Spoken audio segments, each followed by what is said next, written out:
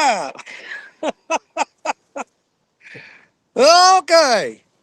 Dang, 8, 9, 10, 11, 12, 2 on Facebook, 15. Boy, numbers going up quick. All right, y'all, we're doing something a little different today. I mean, we're catfishing. Same old stuff, you know. But there ain't nothing wrong with that. But we're doing it in a lap of luxury. We're going to go a little bit more comfortable today. Because I'm going to tell you something. I'm sick and tired of climbing up and down them rocks. I mean, up and falling, twisting ankles, and busting my knee, cracking my elbow, and everything else. So I decided to take you guys something special today. We're going someplace special. Are you ready to go someplace special? All right, that's what we're going to do. We're on the beach, baby. Look at all that sand. Woo! What are you talking about? We got beach for miles as far as you can see. Just pure driven sand. So we're taking it easy today. Now, I've already caught 2 fish. Hopefully, that ain't those 2 fish I'm gonna catch, but I did shoot video of them, so I'll put that up there so y'all know I ain't lying. I got about a 7 pound blue. As soon as I got here, I put 4 rods out, and before I could sit down in my chair, one of them bent down and he pinned it and was holding it, pulling. It, about a 7 pound blue cat, 6.5, 7. He might have went 8. I'm gonna be conservative about it and say 6.5, 7 pounds. And just a minute ago, I caught me a little channel cat, about 2 pounder, maybe 2.5. And I did have camera rolling on it. So, anyways, I got 2 fish caught today. But like I said, okay, we wanted to kind of just, I'm tired of the fighting the rocks and climbing up and down hills. I said, you know what? I know where there's a nice sandy beach that we can go to. Let me get this camera turned around real quick. Just bear with me. All right, here, just hang on a second. Uh, I'm getting there. Just hang on. I don't want to hit the wrong button. Is that right? There we go. Hold on. That's right. Hey, look at there. We even brought the old beach cart out. We made one trip down here. We didn't have to carry 3 or 4 or 5 loads down the rocks and go back and forth climbing up and down the hill. I just unloaded the beach cart and back the truck, loaded everything on it, and got down here in one trip. One trip, baby. But like I said, we got the I get the camera right. And I got beach all the way back to the truck. Nice little spot here. And I didn't when I picked this spot, I picked it strictly out of comfort for myself. That's right. I was being selfish. I said, you know what? I'm gonna go hang out on the beach.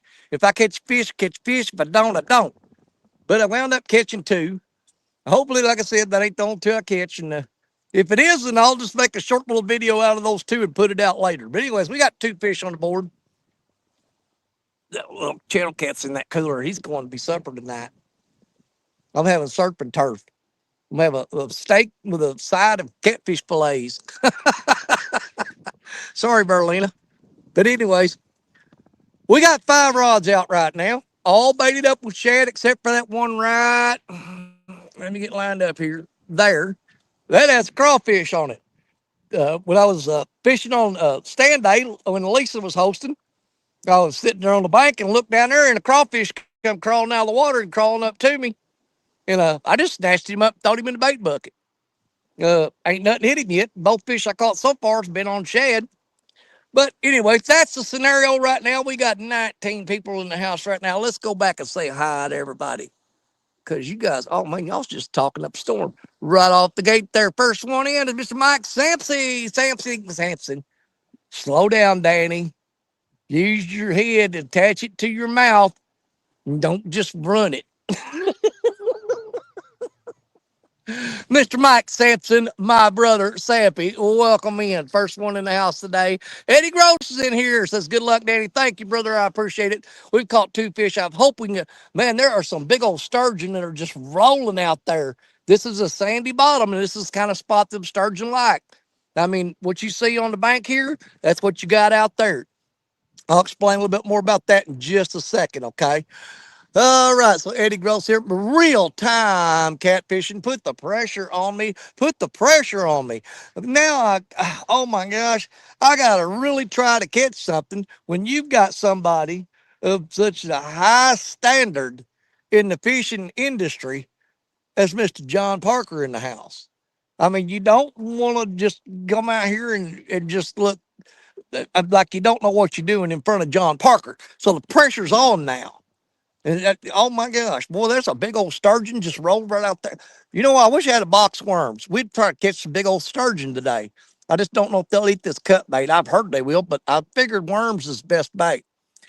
Okay, I love them special places. John, I do too. And I mean, you look at this. I mean, that's a downhill run for me right there. If a rod goes off, but I'm running downhill in sand. So if I fall, who cares? Oh, yes, sir. It's going to be a nice, soft, cushy landing if I fall going down that hill. No problem. Fishing Cook with Mike Chavez in the house. Says hi to you, other friends and neighbors. Hello, Mike. Good to have you in here. Eddie Girl said hi to you. Dave Garcher's in here. Afternoon, everyone. Rowdy Royal.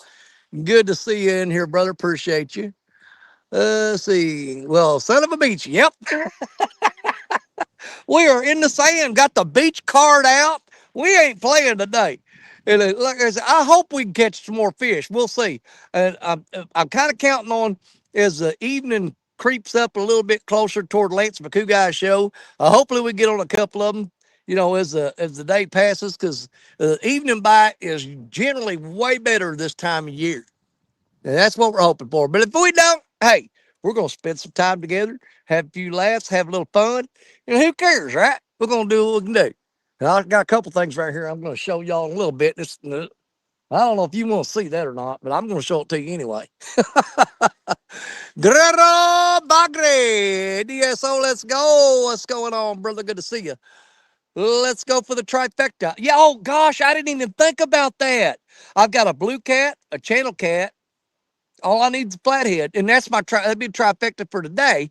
And the only way I can make it count though is I'll have to put the video out of a. Oh, something just bumped that rod there. That's the one that's got the crawfish on it. That's the first bite that crawfish has got. Something just tippy tapped on him. No, wait a minute. That's the rod that caught the channel cat. He ate the crawfish. Crawfish is gone. I didn't even realize that. That daggum channel cat ate that crawfish. That's what we caught the cat. Yeah. We ain't got no more crawfish. We got all shad. But yeah, that's the rod that caught the channel cat a while ago, and that's the rod that had the crawfish on it. So we're out of crawfish. We're fishing with shad. But that's okay. It's all right. We'll just do what we got to do. And let's see here. Everybody saying hi to everybody. It's a little bit easier to see the phone today. I'm able to, with the angle of the sun, I can kind of hold my hand over the screen and I can see the chat fairly decent. It's not too much of a struggle like it normally is. Mike Lockhart, Danny, I caught a few big blue cats while I was in Warsaw, Missouri, but I didn't keep them, but I released them. Absolutely. Right there. That's for you, buddy. Mike. Turning them big catfish loose, man, you're awesome. But hey, if you get to wanting to eat some catfish and you catch a few smaller ones and you want to eat them, you have right at it. I got one in the cooler right now, a little big channel cat. I'll go down and get him showing y'all here in a little bit. I got him laying on ice though. So yeah, there's absolutely nothing wrong with keeping a few to eat every now and then. I'm just going to keep that one today. That's all I need is that one fish because Stacy's going to cook us up some steaks tonight, and I'm going to have a fillet of catfish on the side for her and a fillet of catfish on the side for me. Man, them dadgum sturgeon, I don't know if y'all can see them. They keep coming up there rolling. There's one jumped clean out of the water a while ago, did a somersault, went back in the water. But if you keep your eyes on that water, you'll see them fish rolling every now and then. There's a bunch of them out there. Like I said, I wish I'd brought a box of worms because we'd try to catch them. Okay. And let's see here. Where did I leave off at?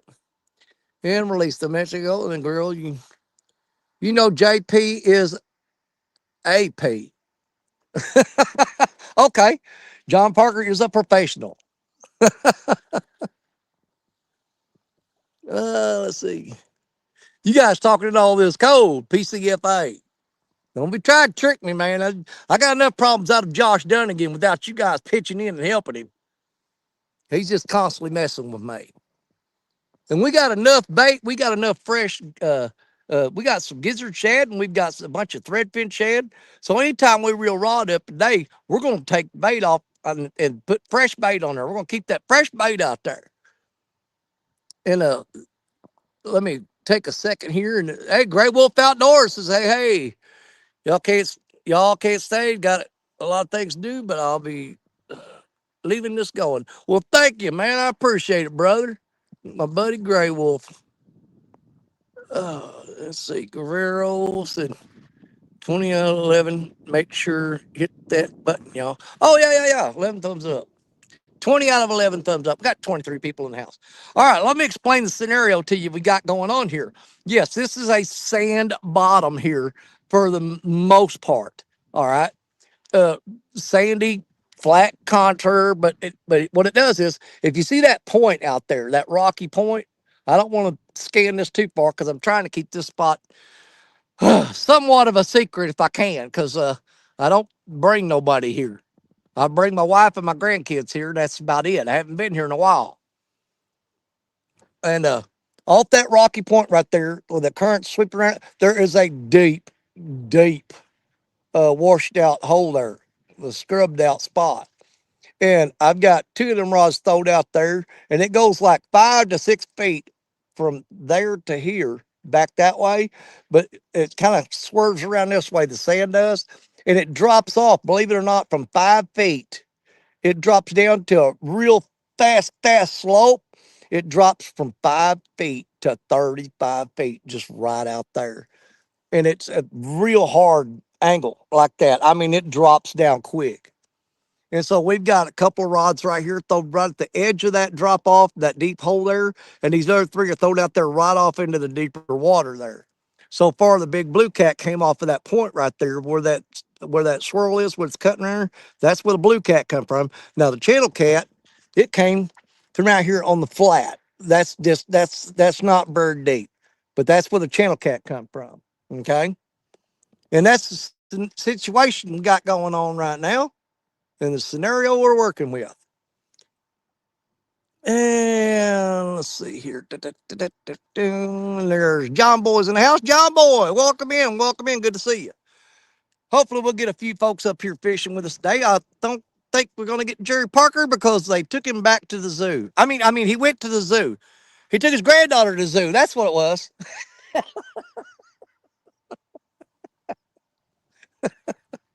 They've been teasing him all day long. Said, man, you better make sure you wear an ID tag or something because they will lock you up. Did y'all see that big old thing? Woo, have mercy. That's a big old fish. Golly, that looked like a grass carp there. That was freaking huge, man. That was at least 30 pounder right there. Let's see, Mike Lockhart, Gray Wolf. I had some pretty good luck when I was Truman Lake catfishing. Truman Lake is an awesome place to fish. I have fished there at Truman Lake. I like it there. It's some good fishing for sure. So we called a channel cat, a blue cat. Well, not in that order. And we're looking for a flathead. We can see if we can get them. Oh, Lord have mercy. We weren't getting a bite on that rod right there and that one there just a little bit ago. Something was tapping on them. Haven't got into any gar yet, but I can promise you they're out there. I can assure you wholeheartedly that they are out there.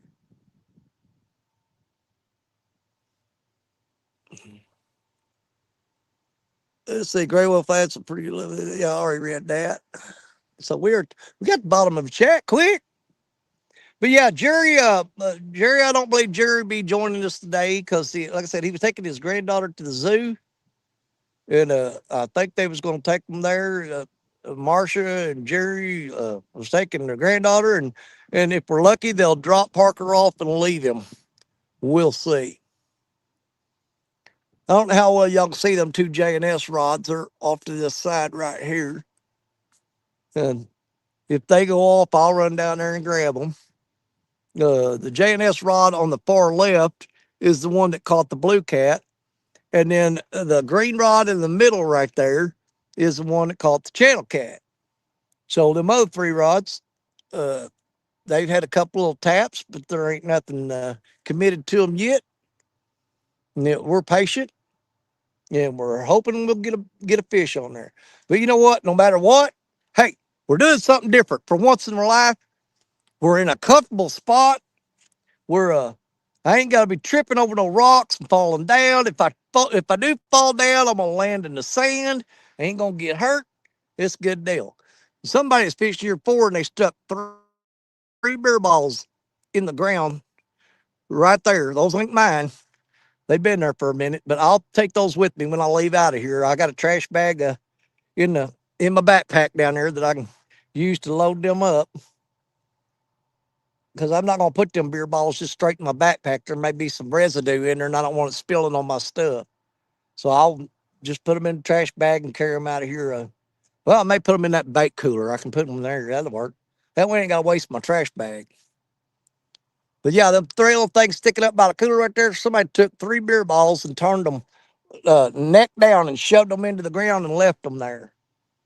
But we will get those out of here for sure. You know, we got a few logs and stumps laying around here, but that's natural. It's supposed to be here. And we're going to just leave those alone.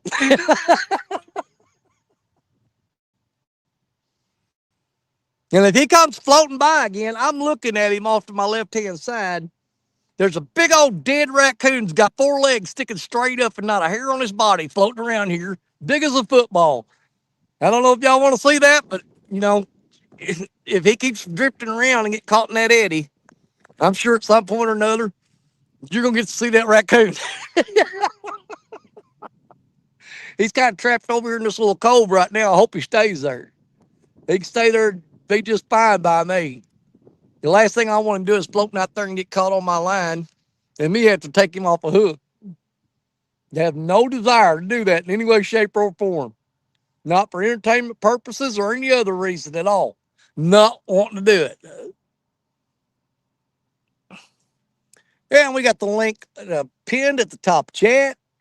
I sent out invitations to several folks. I think most of them had something going on today, so we may not get any company today, but that's all right because guess what? We got each other, and we'll be just fine.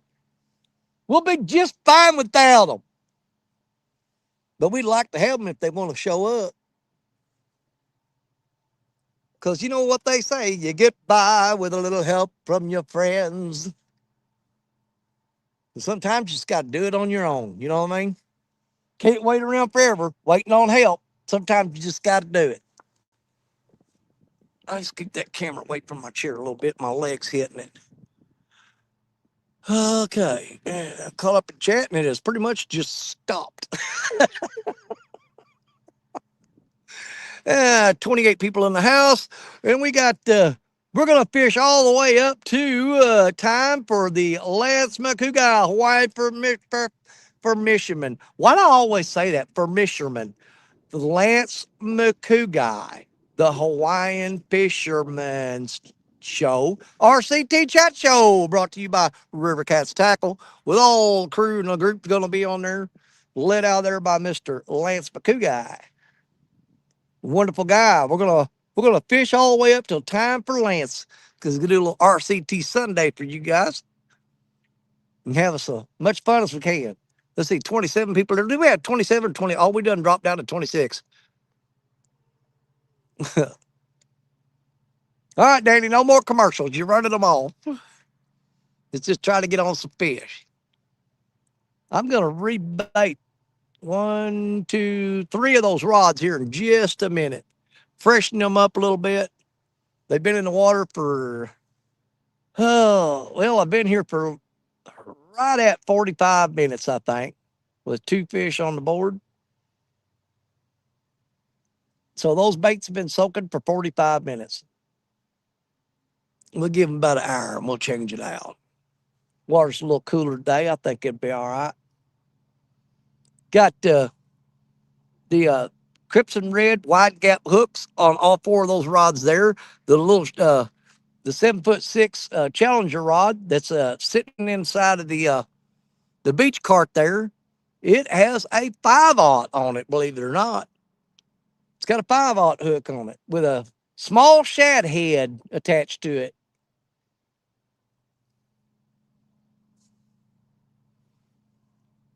Yeah, this sandy beach is just the cat's meow. I'm telling you, it is absolutely a nice change. I'm telling you, it sure beats climbing them rocks. And like I said, when I get done, I load everything into that cart and I turn it around and I just head down the beach right there, all the way down there to the truck.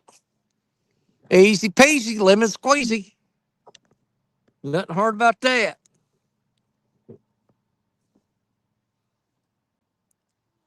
Let's see. Eddie Grove saying hi to John Boy. Man, I kind of want to move that camera over a little bit. It's going to be in my way if I have to get up and run, but that way I'm sitting right behind it. It kind of blocks my view of the rods, though. But it's a little bit easier to see chat and read chat. Um, Now, I've tried to live stream in this spot before and had absolutely no signal. It kept cutting in and out. So, how is it doing today? Is the picture clear? Is the audio on it good? How are we doing? Let's see. Danny, can you do a video while we're fishing? I sure can. We probably, dude, when you come and see me, Mike, we go fishing, man, you know we're probably just going to go live, man. We'll go live. That way everybody can see you down here fishing with me. It'll be fun.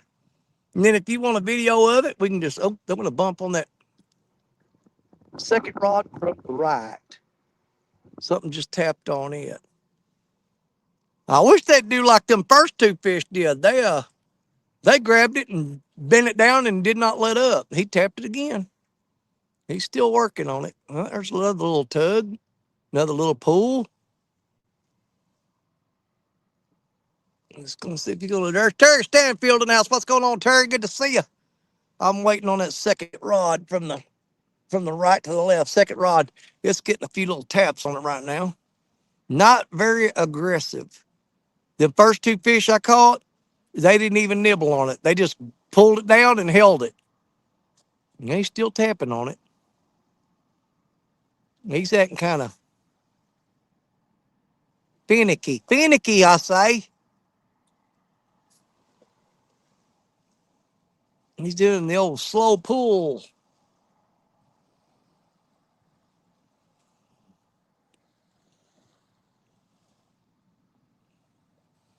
Everything looks good and sounds good, brother. Eddie, I appreciate you, brother. Thank you so much. Guerrero says all good. Terry says good. Thank y'all. Thank y'all. Appreciate it. Like I said, I tried to live stream. Uh, I remember one time before I tried to live stream here, and it was on a Saturday night. Now, one thing about this beach on the Mississippi River right here, it is a very popular spot for people to come and hang out and party. And I was actually shooting a video uh, and fishing, and some girl got out in front of the camera and took her shirt off and was walking around topless, and I had to get rid of all that footage. Yep, that was an automatic delete there.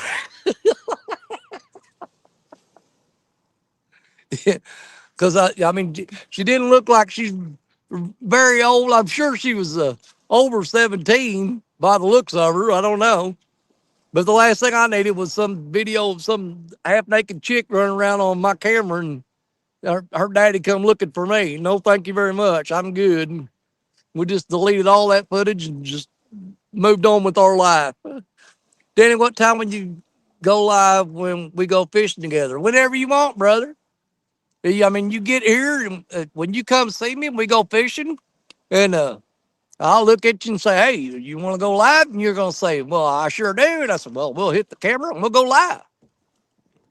Just whenever you want. Doesn't matter.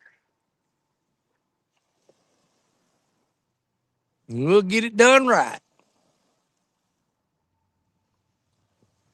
But yeah, this is a pretty popular party spot. That's why, man, there goes another one of them fish just tailing out there. That's why a lot of times I have to wind up picking up beer bottles and cigarette packs around here. That's why I carry my trash bag down here with me. As a matter of fact, I got one out of the truck and put it in my backpack before I came down here. But surprisingly, a pleasant surprise, the only trash I see right now is 3 beer bottles, and that's, you know what? That's not a good thing. But you know what? Considering what it normally looks like, it is a good thing. Because most of the time I come through here and I'm picking up a 50 gallon sack. I'll have it half full with all the trash. There's my buddy Lance McCoo guy. What's going on, Lance?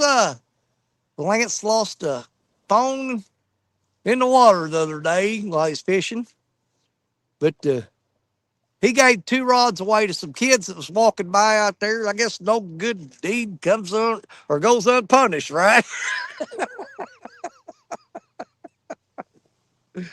I don't believe that. That's not true. It's just, sometimes things happen.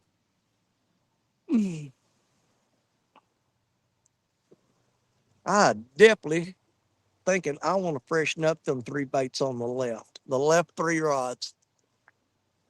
It hadn't been that long since I throwed those 2 out. Yes, that's Lance McCougar, the Hawaiian fisherman, right there, you guys. That his show will be coming on immediately following this live stream here, and depending on how fast it's going to get dark, conditions of the weather and sort and such and all, and I may pop up on Lance's and fish for a little while. Because actually, about the time Lance show comes on, it's about when the fish start biting. Let's see, got the phone screen just not coming on. It'll be replaced until then. No fishing. Dude, what about, hold on. Okay, you're going to do live stream from a laptop, though, right? You don't need the phone for live streaming tonight, correct? When you do your show? I'm pretty sure he does that one from a laptop. I don't think he has to have the phone for that. Which is, as much as I'd hate it that he can't do a show, the comfort that I got is we got plenty of people out there that can jump in there and fire it up and get it going. So, see, Michael, like I'm going to let you pick the spot where we are live at. Well, all right then, Mike. You just have to let me fish for a while and figure them out because, as the seasons change, you got to change tactics and sometimes change locations and different techniques and all. Let's see, laptop broke too. Got my old phone to live stream from the house. Okay, as long as you can do a show, we're good. You know, I don't care if it's your old phone and we got to do it in black and white, whatever. It'll be okay. Yeah, we'll do tonight on Lance McCougar, the Hawaiian permission. First, I did it again. If I try to say it fast, I can't say it right. Tonight on Lance McCougar, the Hawaiian Fisherman's Channel, the RCT Chat Show, coming to you live in black and white. He's using the old flip phone. It'll be all right, Lance. It'll be all right. 100%.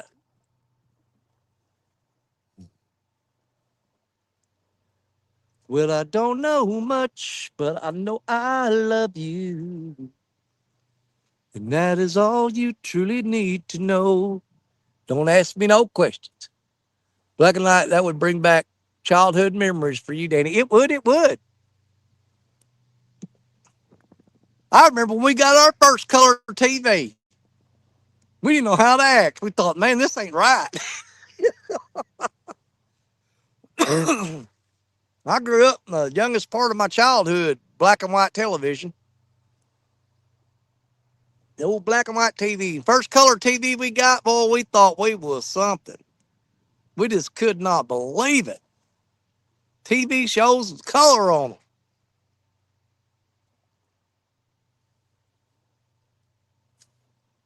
You know what? Just for the heck of it, Let's go ahead and rebait those three rods on the left side.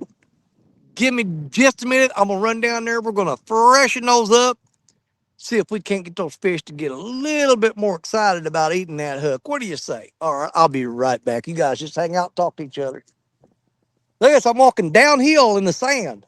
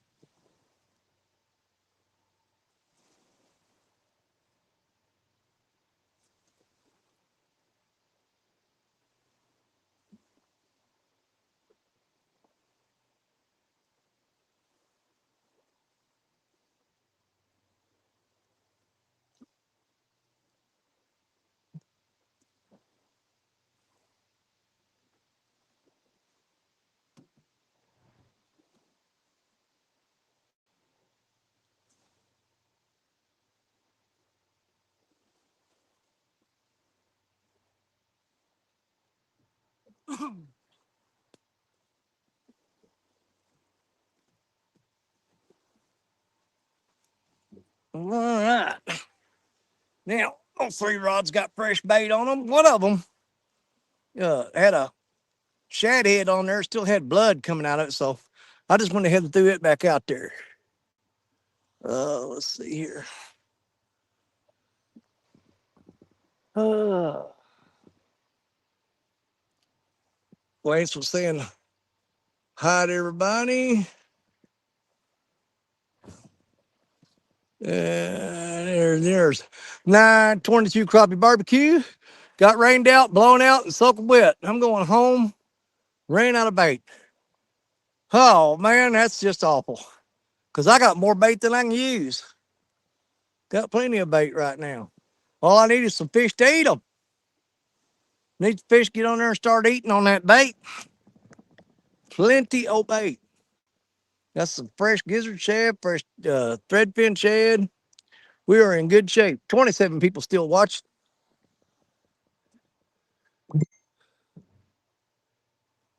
That is so aggravating. Got here and caught two fish fairly quick. Like I said, I got video of them. Don't worry about that. I'll, I had the camera set up and a rod went off and he caught me off guard and I hit play or record. And so got that one. And then uh, rod got jerked and fell over in that one rod holder down there. And I ran there and got it and caught them first two fish within like 45 minutes of getting here. Well, the first one was like 5 minutes of getting here. Then caught another one not long after that. Yeah, I'm hoping that the trend will continue. But if not, it'll be all right. It'll be all right. That's why I've learned the hard way, just to have that camera set up and ready to go. If the rod goes off, you just take it. You got it set up to record. You hit pause and you wait. And when the rod goes off, you hit record and then you run. It'll get you some video footage of some fish that you probably wouldn't have got otherwise.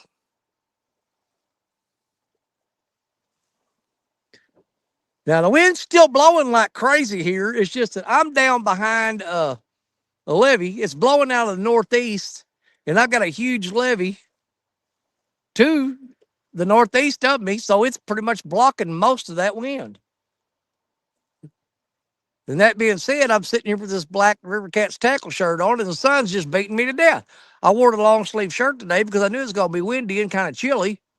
But then I wound up going to a spot where the wind is blocked and it's not cooling me much.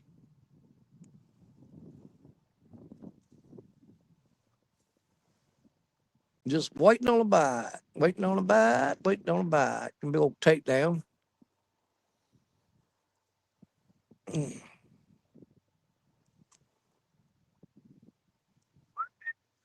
Where'd that raccoon go? I don't see him anymore. Oh, there he is. He's up against the bank over there. All four legs sticking straight up out of the water. Back up there, let's see here. Lisa Swain, catfishing lady. What's up, Lisa? Had a great time hanging out with you this morning. We found a nice, comfortable spot on the beach. Nice little sandy beach. Goes all the way back down there to the truck. All sand. No more falling on rocks today. Not today. We're not doing the fall and twist your ankle and hurt and bust your head stuff. We are actually just going to take it easy right here in Kokomo. Yep. Na na na na. Bermuda, Bahama, come on, pretty mama.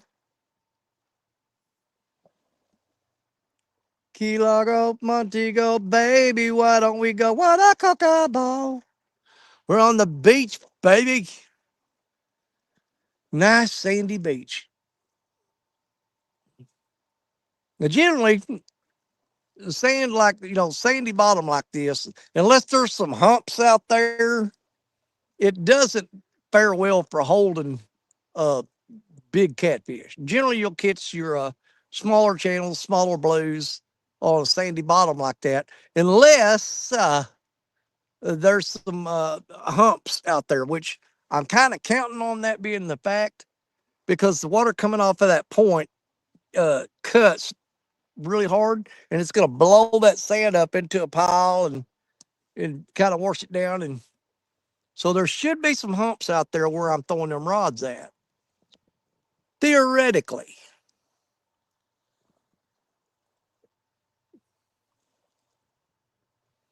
And the guy she used to like called Lance. That's Mr. Makuga to you, lady. He says, since you don't like him no more, you can address me as Mr. Makuga. Mr. the cool guy, Makuga.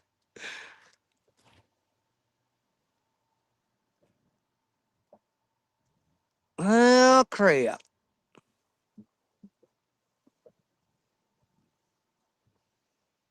Looks like it's going to be the same old story. I'm going to roll up into a spot, catch both the fish, and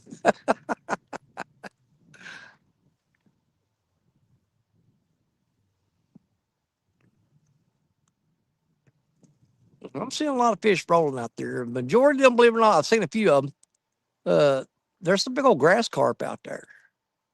But this spot right here is where a lot of people go to catch sturgeon because of the sandy bottom.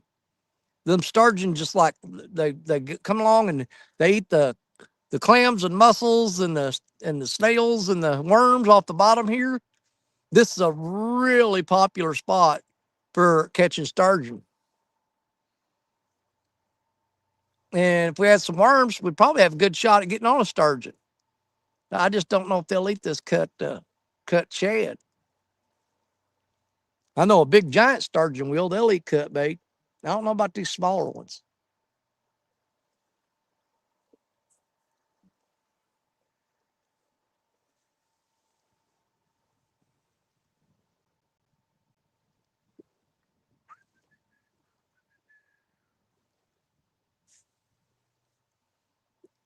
I came over here and looked at the boat ramp because I'm going to be over in this area. Hopefully, we're going to be back over here next weekend in this general vicinity with Richard Cluck. We're going to bring the boat over here. Unfortunately, the boat ramp to my right downstream, it is out of the water completely. And when you get to the end of it, there's a 3 foot drop off straight down into rocks and dirt. And then it's another 10 feet to the water. So that boat ramp is absolutely out of the picture. It's off the board. We won't be using that one. There's another boat ramp upstream from here. And when I leave today, I'm going to make a run down there and take a look at that boat ramp and see if we're going to be able to use that next weekend. I'm hoping we do because I really want to get Richard over here. I've got a few spots I want to show him that are upstream of here. When I used to run my little John boat over here, I actually put in, I would use the boat ramp upstream because it's a little less, the water's a little less turbulent. It's a little bit easier to launch. But I don't know what kind of shape that boat ramp's in because it's been a long time since I came over here and put a boat in the water.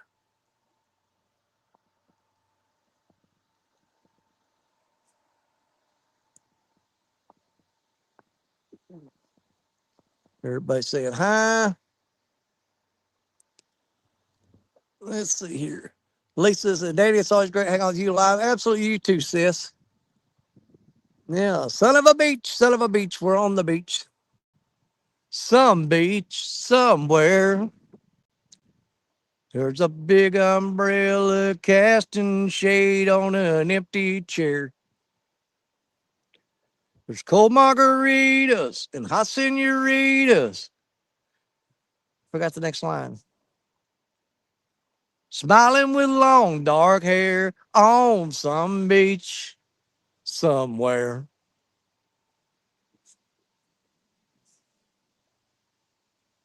Come on, fish.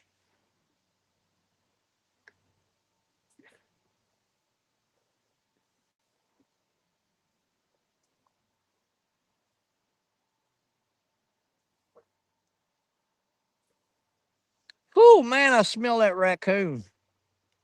Where's he at? There he is.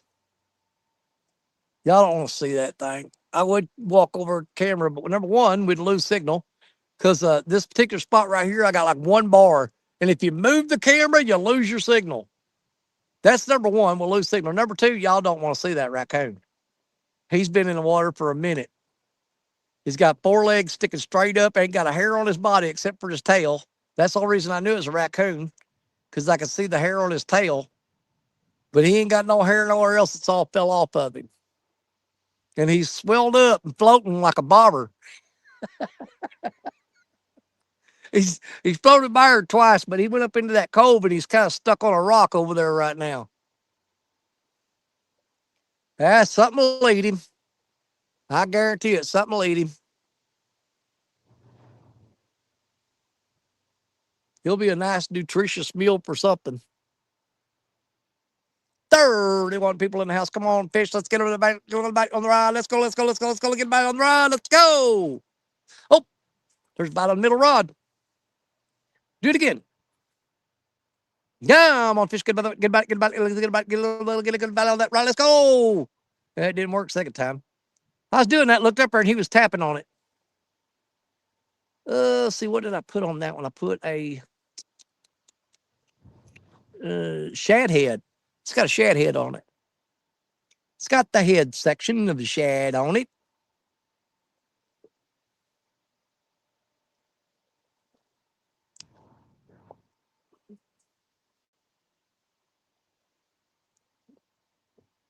These fish love to do this to me. Like I said, as soon as I got here, the first two rods, they just slammed it and pulled it and hooked up. But after that second fish was caught, they went to that tappity tap, bump and stuff again. I hate it when they do that. I like it when they can just grab it and go. They grab it and act like they stole it. They take off running. Them's the fish I like. I like the ones that think they're stealing the bait. They grab it and run. I said, I got it. Let's get out of here. Let's go. Them's the good ones. That rod on the far right is drifted close to the bank. Oh, there he goes. There he goes. There he goes. Come on. He hit it a little harder. Come on. Yeah, there's a little bit more aggressive bite. Come on.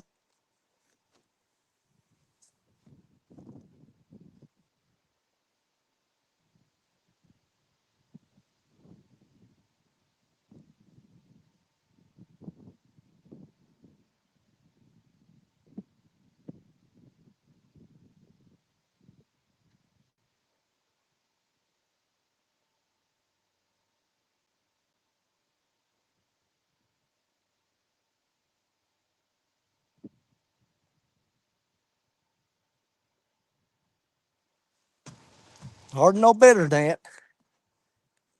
That's what they always do when they're biting like that. When you get up, they quit. Let's see here.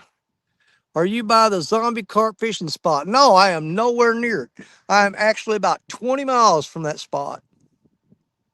Yeah, about 20 miles away from it. Oh, there he goes. He's hitting it again. Come on, buddy. Eat it.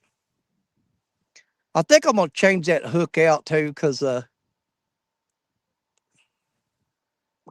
got that one hung in some rocks earlier in that revetment. And I had to pull pretty hard to get it out of there. And I think I might have uh, boogered up the tip of that point of that hook. I was kind of looking at it a while ago. I mean, it's still grabbing my fingernail, but it's not 100% like it was. So, no matter if that fish gets on there or not, when we reel that rod in again, we're going to swap that hook out with a brand new one. I'd just feel better about it if we did that.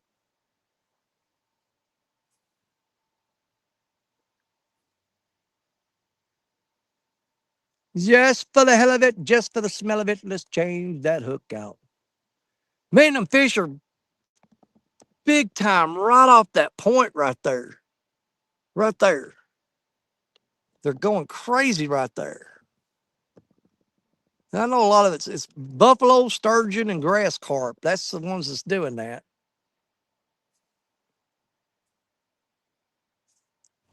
But I know for a fact that there's some catfish in here because we done caught two of them.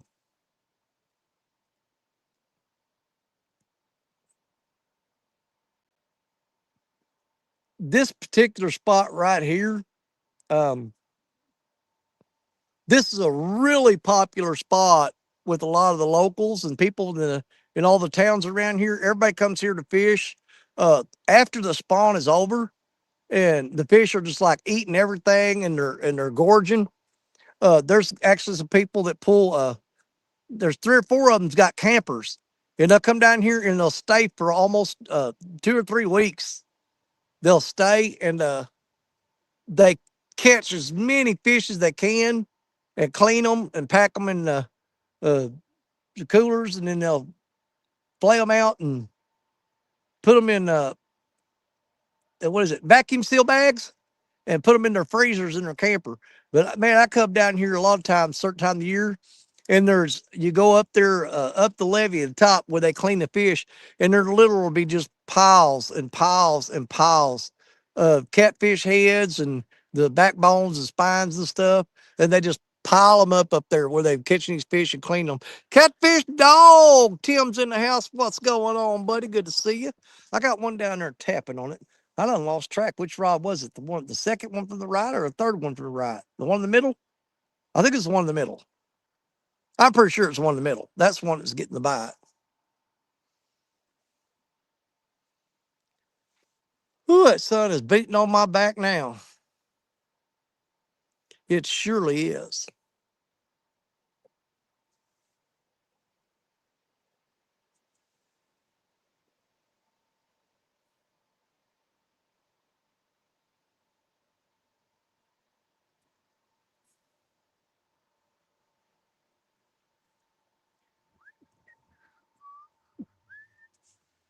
And he tapped on it and tapped on it.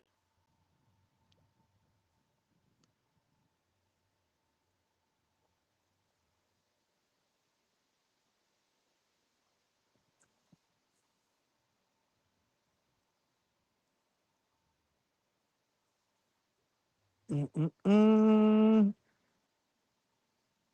Yeah, I'm really hoping this bite's going to pick up even more as the day goes on.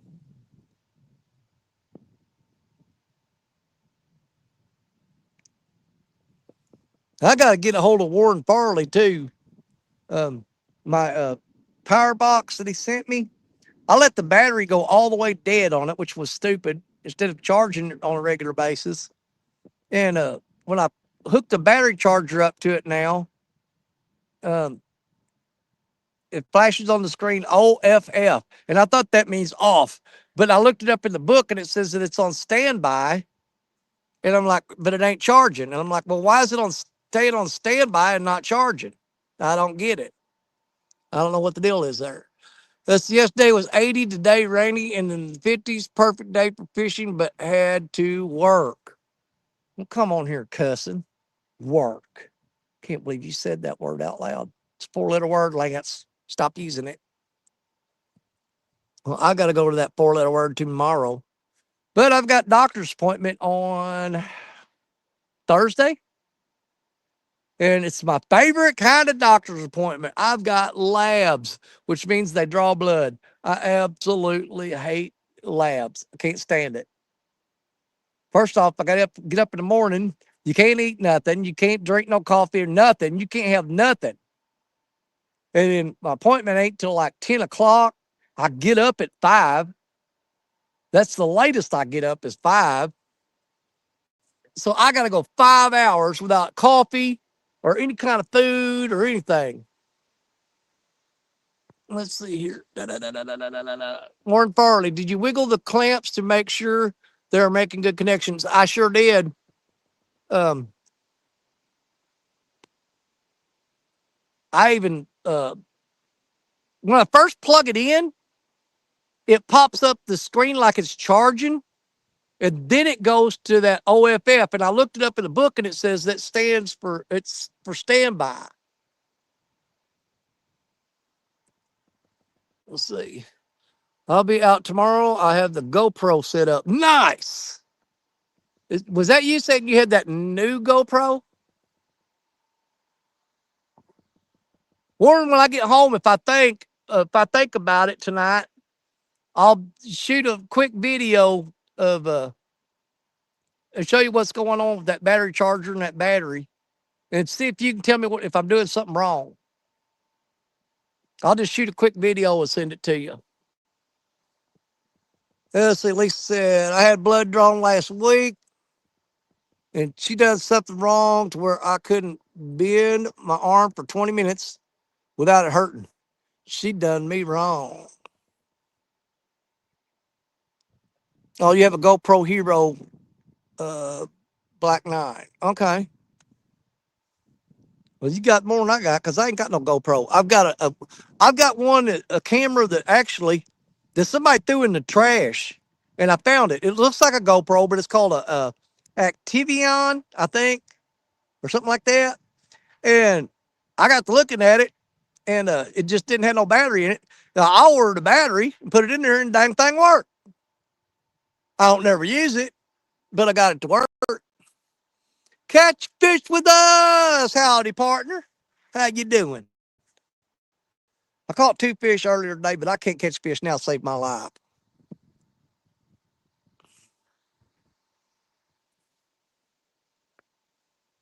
Well, I don't know much, but I know I love you. And that is all you truly need to know. Mm-mm-mm. I'm going to go check the bait on that one that got bit here just a little bit. I'm going to go do it. And while I got it out of the water, I'm going to put a brand new hook on there. Because I think the very, very, very, very, very, very, very fine tip on that hook, when I caught it on them rocks or that concrete revetment, I think I bent the tip down just a little bit and kind of rounded it.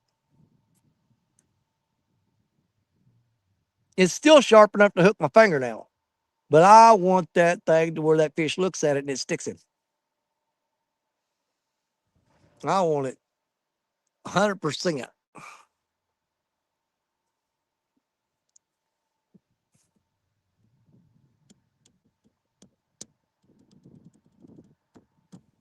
I'm hoping that the gar bite has died off quite a bit because the water temperatures, when they start cooling off, them gar just shut down and they stop bothering you so much. That's another good plus to wintertime catfishing, because you catch the bigger blues during the wintertime, which, I mean, it's fall, it's not wintertime, I get it.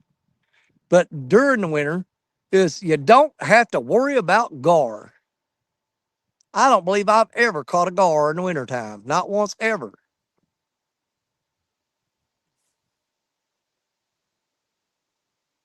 Just if I have, I don't recall it. I don't recall ever catching a wintertime gar. Cause there ain't no room for the wintertime gar. Did y'all see that fish jump out there? That would have been a buffalo. Buffalo fish. Ba da da da da da da da da. I'm gonna go check that rod that got a bite, and I'm gonna swap them hooks out. That's what I'm gonna do. That's what I'm gonna do. Man, I need to hit that point right out there. I see where they're biting, where the fish are. But I think that's where I got that J&S rod with the Gem Series reel on it. The amethyst. I'm pretty sure that's right where that rod is right where those fish are flopping out there.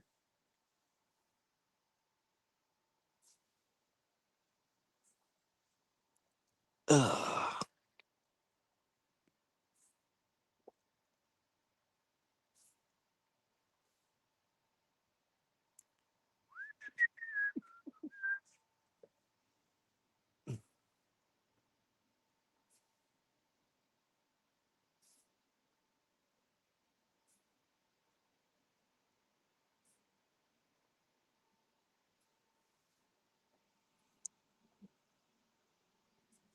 All right, I'm gonna go. He hit that several times, but he didn't hit it very hard. But I am gonna check that bait, and while I'm doing that, I'm gonna put a new hook on there. So I'll be right back. I'm gonna go do that.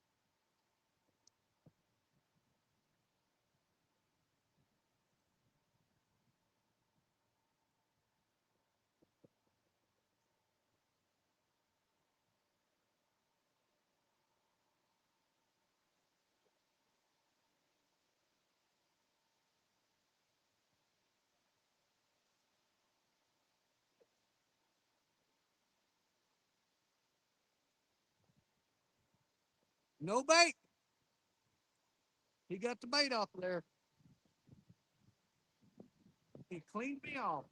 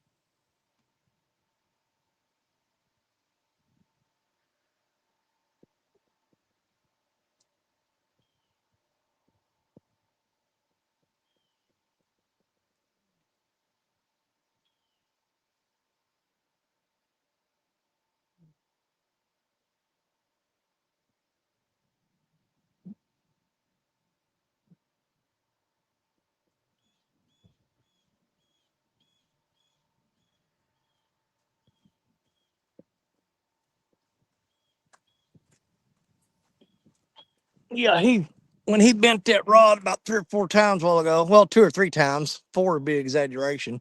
He hit it 2 or 3 times. He managed to get that bait off of there. So, just so my confidence levels goes up, I went ahead and put a brand new out of the package hook on there.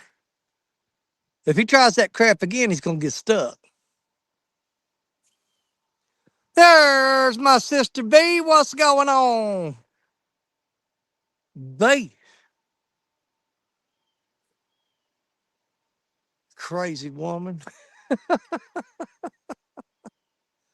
That girl's nutty as a fruitcake, man. But you gotta love her.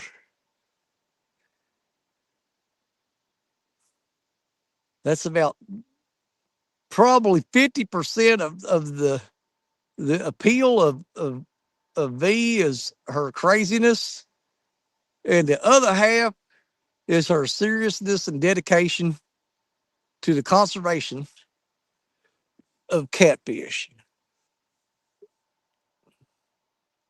And if you don't like the crazy, then you got to respect the other part. Smaller charters, John, what's going on? John, I went, was it not last weekend? It was weekend before last. Dude, I found this one spot that I hadn't fished in a while. And I mean, I loaded up on big, giant slab crappie. I started to go uh, do a live stream today of going and catching them crappie. But the problem is, if I do it, there's a lot of people that's going to see where I'm at, and they're going to go in there and catch them crappie. So that one I'm just going to keep to myself. Won't be no live stream of me catching those crappie. Because if they look around and they'll see where I'm at, and that'll be the end of that. Right now, there's a whole lot of them in there.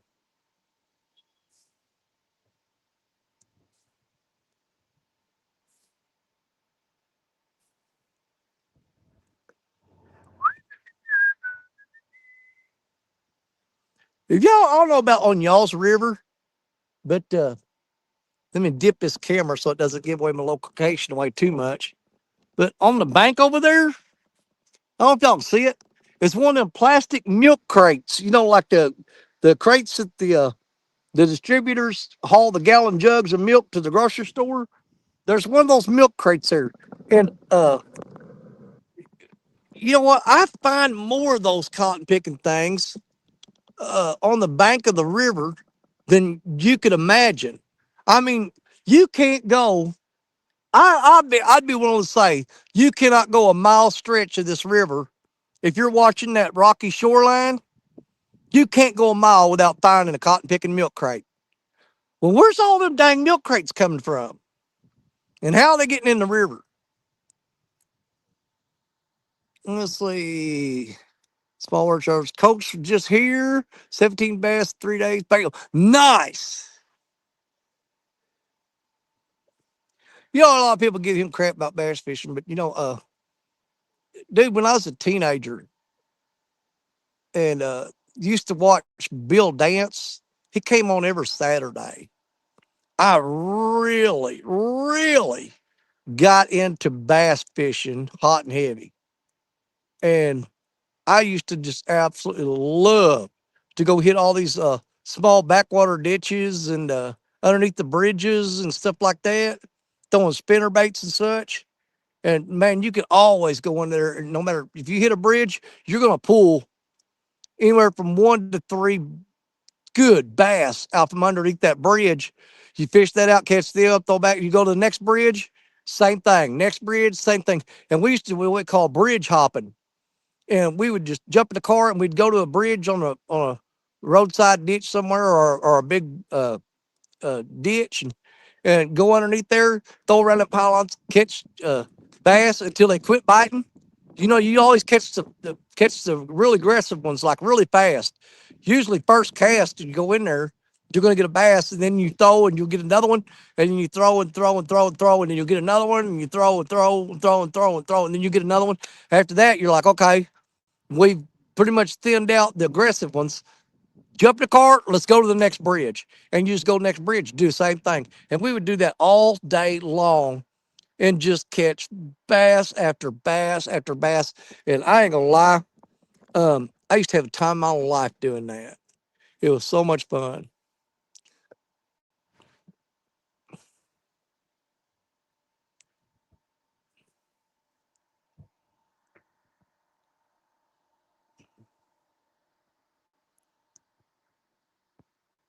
Hold on a second.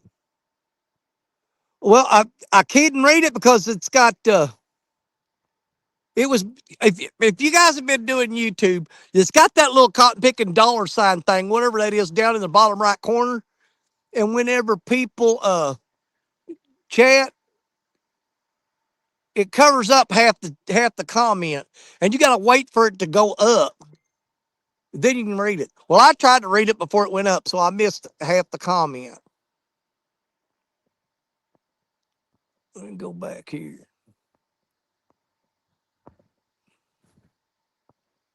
I'm gonna go back. Coach was just here. 124 bass in 3 days. Okay. Well, see, if you look, that 124 was half covered up by that little icon down in the bottom right corner. So it wasn't like I was doing it on purpose, and it wasn't like I can't read. I got impatient. I didn't wait for it to scroll up where I could see it all. Yeah, 124 is a hell of a difference between 17. The coach said, "Man, he cut me short. You shorted me a lot, buddy." Oh, but yeah, it's like right now. If I scroll back up, Guerrero Bagre's last comment. It says, "When you need one, then it's got CA. You can't see the rest of it, and then it says find one." Yeah, if I move that down to where the icon is on top of his comment, it says, "When you need one, you CA," which is the first two letters of can't. But if you try to read that, you can't tell what it is. Is Ernie in here? He sure is. There's Mr. Downtown Ernie Brown. What's going on, Ernie? Good to see you, my brother. Hope you're doing well. Hope you're doing well. I know Ernie's probably fired up, and deer season, man. That's the show to watch come deer season for sure. I mean, you can watch him pretty much anytime you want. But the pinnacle of Ernie Brown's channel, when you absolutely must watch, is deer season. You gotta watch Ernie. That is when he shines. That's when he excels. That's when you get to see how Ernie Brown could do what Ernie Brown does. You know what I'm saying? So if you ain't checked out Ernie Brown, you need to check him out, especially during deer season. Because that man, I tell you what, he smokes them. I'd advise you not to watch Ernie Brown.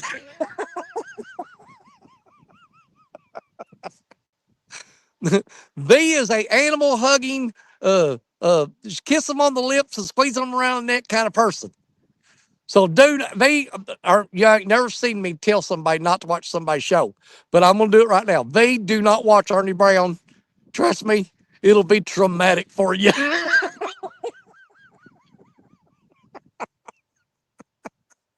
You're forbidden. Oh man. Oh yeah, she'd probably pass out and be on the floor and all delusional.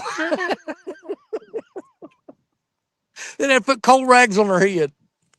Come on, V, wake up. You'll be all right.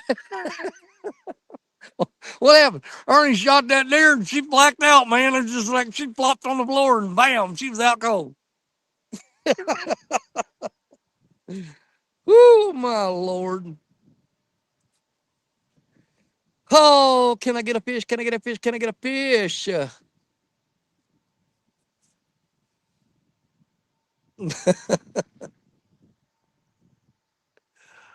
Oh, said done. Thanks for the heads up. Yeah. If you click on Ernie Brown's channel and you see a little window and he's looking out at a corn pile, click off of there quick. Don't hang around. You're not gonna like what's coming. Trust me, it's for your own good.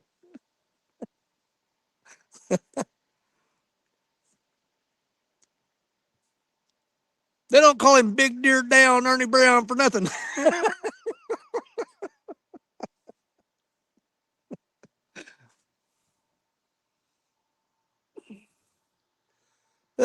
So can't do nothing yet. Wrist has to heal. What the hell did you do now? I've lost track. You know, there's so many of y'all got daggum knee things and elbows and shoulders and a lot of times I'll watch them. I said, I'll see your elbow and raise you a knee.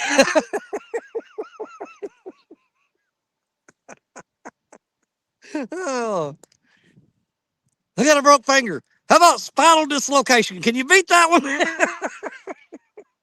It's like a who's in the worst shape competition, man. Oh Lord. I don't know. There's something about all these people in the catfish community. Man, we've lived hard lives, man. I mean, you beat yourself up. Ain't no doubt about it. So fell on the ramp due to ice. Well, you shouldn't have been running from them. You got papers. You're not illegal.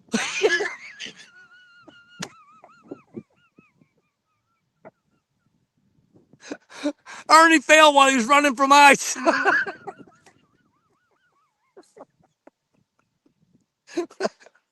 Chris is going, run, Ernie, run. Go in the woods. They can't find you. Oh, my God. They tried to deport Ernie.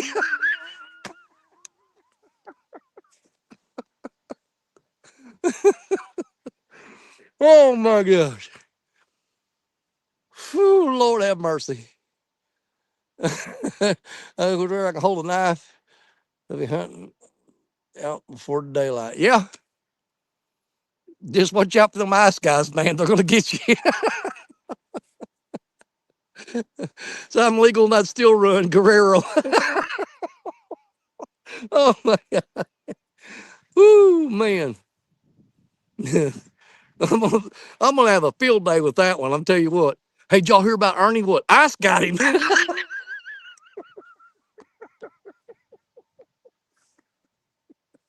Oh, I'm gonna have fun with that one.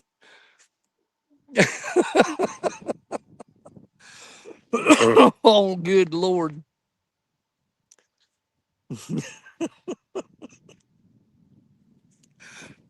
Oh man. I got tears in my eye. See, here's the thing. A lot of stuff I say, y'all might not think it's funny. But the thing is, though, I play it like a movie in my head, so you're not seeing what I'm. Well, as I'm saying it, I got a little movie playing in my head where I can see it. So it's always funnier to me. You just got to live inside my world. That's all it is. You'd be a lot happier, I think. You'd be lost, but you'd be happier. Oh, man. I want to check the bait on that. The rod on the far right. I know it got hit. There's two rods I reeled in so far, it didn't have no bait on them. So there may be still some gar or turtles out there that's just like, messing with my stuff. But I said we're going to change baits quite often. Hang on here. We got somebody. Brother. Hey, What's going on, big man? I can just picture what you're seeing. Yeah.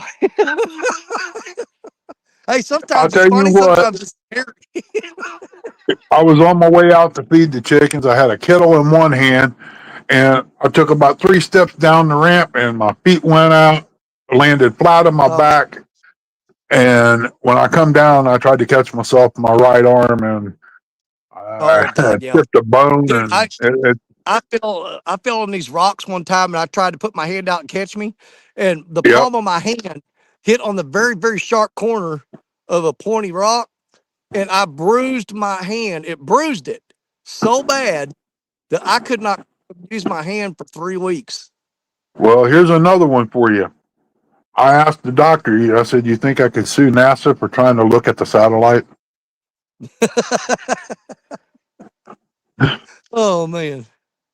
Doctor told me it'd be about 4 weeks, but I'm already making a piss, so it ain't gonna be no 4 weeks. I can grant you that. Yeah. I'm doing everything I can. So you been seeing any deer on good ones on the corn pile? I tried to I catch got your show the other day, but I a got lot of when it times they're first just going out. started. Yeah. When it first started, I had a 10, 2 8s, 2 does, and a couple youngsters. Now I got Okay. one doe coming in and a little scrawny 8. He snuck in the mornings, but there's still two good ones out there that I fattened up. Yeah. I just hope they don't get that disease, man, because 48 hours they're gone. Yeah. That's exactly why we ain't got no deer over here. But they say you go over on the other side of the hill, all another county over, there's plenty. They ain't doing me Okay. no good. They're down there. Well, But I think them guys, y'all got the chronic waste disease running around there. yeah, it's outside of Laurelville, Ohio. The guy that runs the female said it was just outside by him, and it's not Okay. looking good. No. Now you know what? I've never had that. Does that actually? Um, does that do anything to people? I mean, I don't want to eat it. I ain't gonna lie. I don't want to eat a deer that I know for a fact's got chronic waste disease. But my question is, does it affect human beings? That I I mean, do not I know, don't know. but if the deer looks healthy, I say it's good to go because once they get it, you'll know it. You'll know it. They won't act right. Yeah. They'll start dropping weight like crazy. They won't eat like they should. Now, what's the It's a difference between nasty thing. chronic disease and they got one they call blue tongue disease? Am I correct on that? Yeah. Then it's kind of like hoof and mouth disease. Cattle get even the cattle can get that EWD. Oh, they do. Yep, See, I didn't they know can get that. it too. But the way they're saying is they're getting better treatment than the deer. They're getting fresh water and all that every day, but they still can get it. Yeah. To me, my opinion, I think they done something, put something out for the deer to eat myself because that's free groceries. They want you to pay that $7, $8 a pound for hamburger. That's my theory. Hmm. It does kind of make sense. They want you to depend on them. Well, at the same time, though, the government makes a lot of money off of Yep. deer tags, though. So Yeah. you kind of wonder, would they want to risk cutting into that by doing something Well, stupid? if you don't destroy the everything, they still sell it just like fishing license. They don't do much here in Ohio for as cleaning their lakes and all that. They're more interested in hikers, campers, and stuff like that. The high dollar end of it. But where I Okay. live at, my lake ain't been stocked in I don't know how long. And it was supposed to be cleaned up 10 years ago, just like the other lake over at Lake Logan. And it still looks like a swamp. Well, I tell you what, I mean, as far as the conservation agents or departments that manage, uh, the fish and game and stuff, uh, say what you will about the state of Illinois. I mean, they've got some, got some goofy stuff going on over there. God bless their Uh-huh. heart. They But all do. Illinois, in my opinion, they manage some of the best lakes and fisheries that I've ever seen. That's why I go over there and fish every now and then. Uh, they take way better care of their lakes and stuff, like Crab Orchard Lake, Wren Lake, all them lakes like that. Dude, they really, really take care of those lakes and do a Yeah. great job at it. You know what their excuse was to me? We don't have the What? money. They say they don't have the money, but yet where's all this fishing license money go? It's got to go somewhere. Well, I don't know. Yeah, I think it just needs to put a country boy in there. Somebody knows what they're doing. That river that you're fishing right now looks better than some of the lakes around here. Yeah, We but got one at again, the fishing here is nothing, nothing like it used to be. Um, Man, I grew up fishing the Mississippi River, and it wasn't nothing for you. If you wanted to catch some fish to eat, you came over here. You spent about an hour, and you had way more than you needed in an hour. Yep, But yep, between, the invasive carp, they've had a huge effect on it, I think. Uh, but also, and I'm going to beat it to death. These commercial guys, like yep, right here in front of me, there's a deep hole. There's deep holes up and down this river. Spots where those fish congregate. They pile in yep, there, especially in the wintertime. They're in those deep holes. Now you get a guy coming through here with some nets, and he hits each one of those holes. That is absolutely detrimental to the fish population.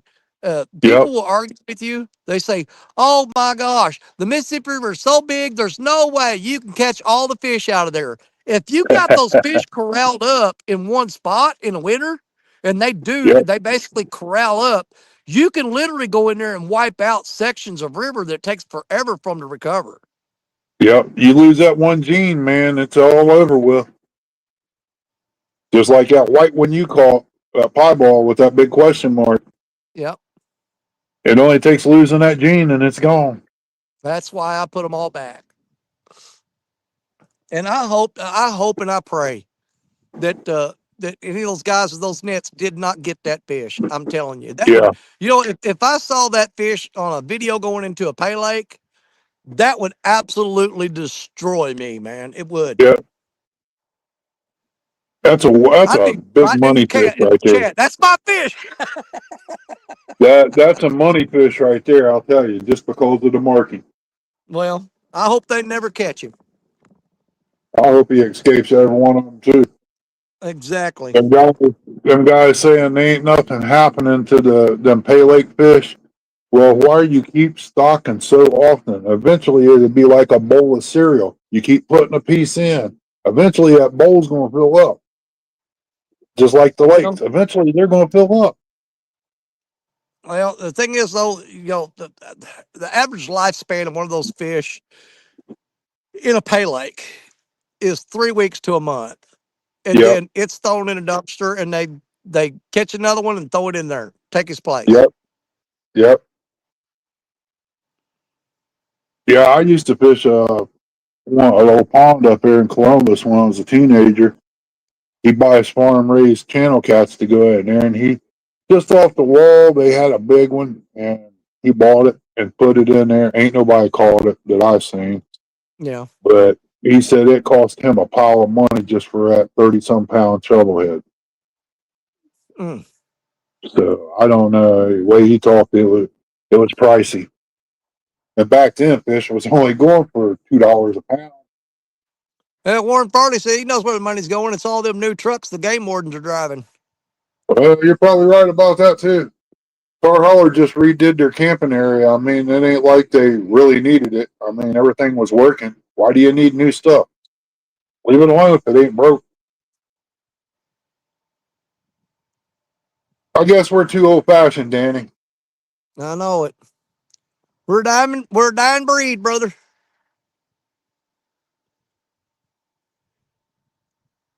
Mm. Yeah, let's see here. I saw somebody talk about Tim says fall trout season here now in Illinois. Oh, really? I don't have any.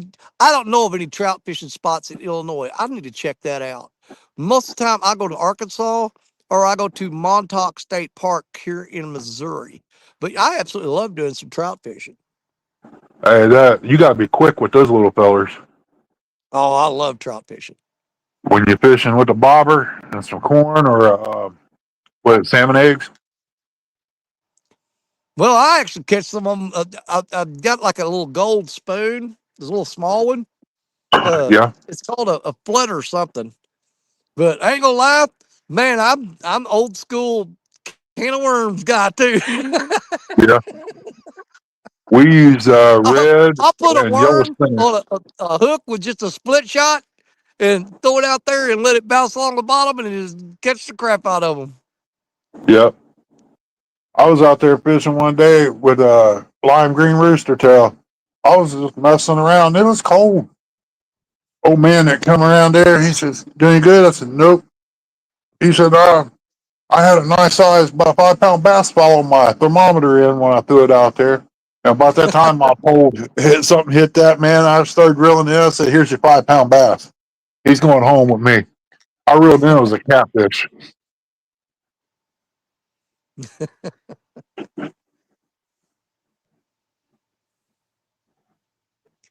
Tim says, check the NR site list of, I'm going to guess that word is lakes. It's got that icon over top of it. Lakes that are stocked. I guessed right. It was lakes. You have to wait for the chat to move up because it's stuck behind that little icon down there. It blocks part of it. Yeah, I'm about ready to cut that out later. I took I a ain't figured leap out and how to went get. and bought me a Starlink.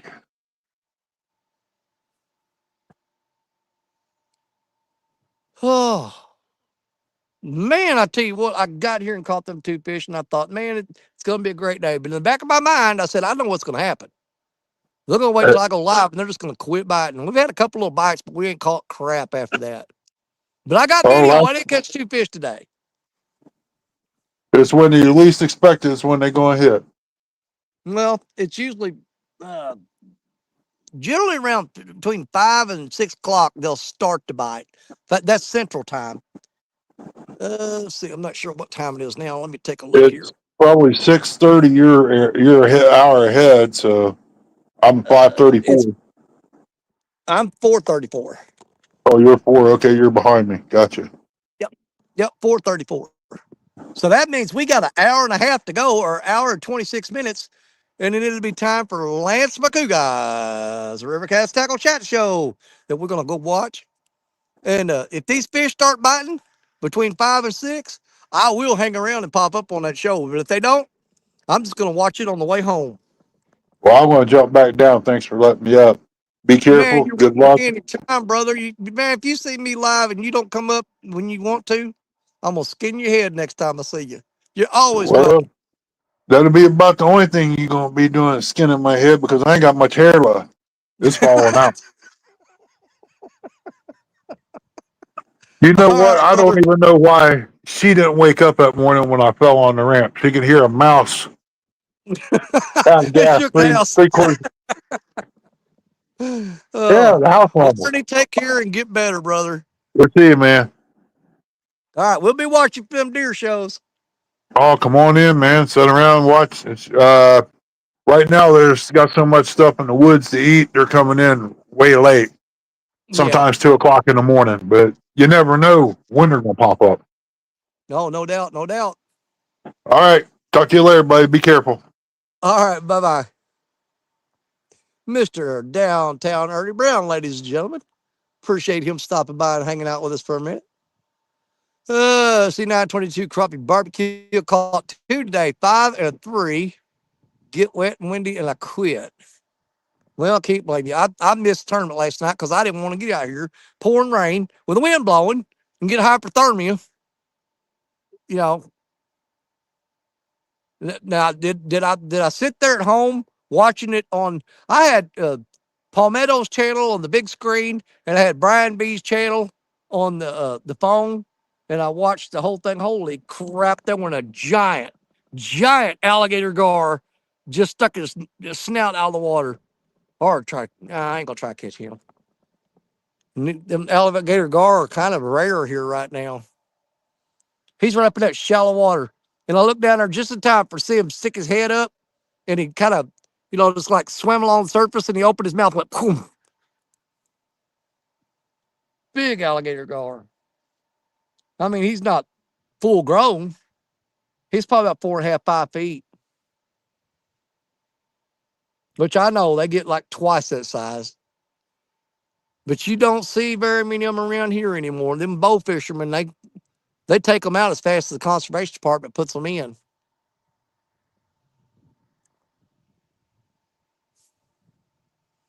All right, it's time to check a rod and freshen baits up, and we're going to go with that rod right there. We're going to check it, freshen the bait up, get it back out there. Be right back.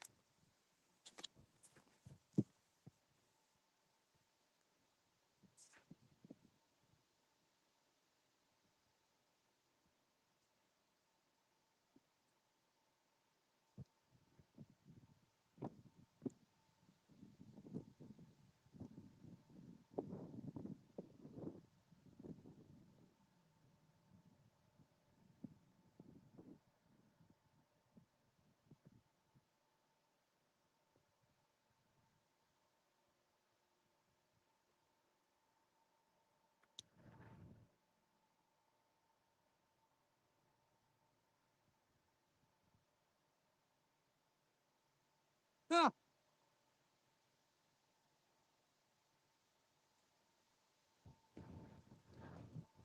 Well, that hook had a half a shad on it when I threw it out there.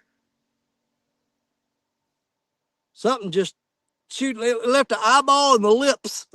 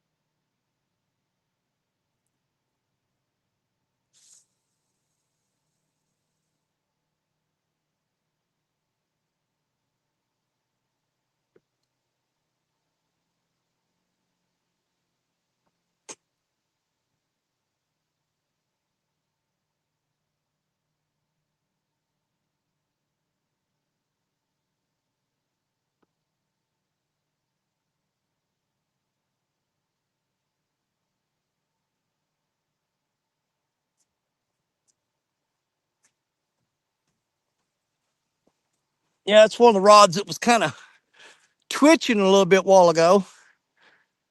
And he kind of bent the tip of it a few times, banging on it, but never did pull it down. And I had the headpiece off of a shad with half the body on it.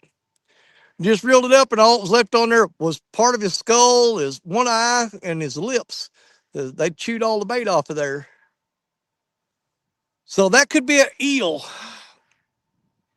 That's the thing about this sandy bottom too is the eels absolutely love that sandy bottom right there. Turtle bite. I haven't seen any turtles popping up.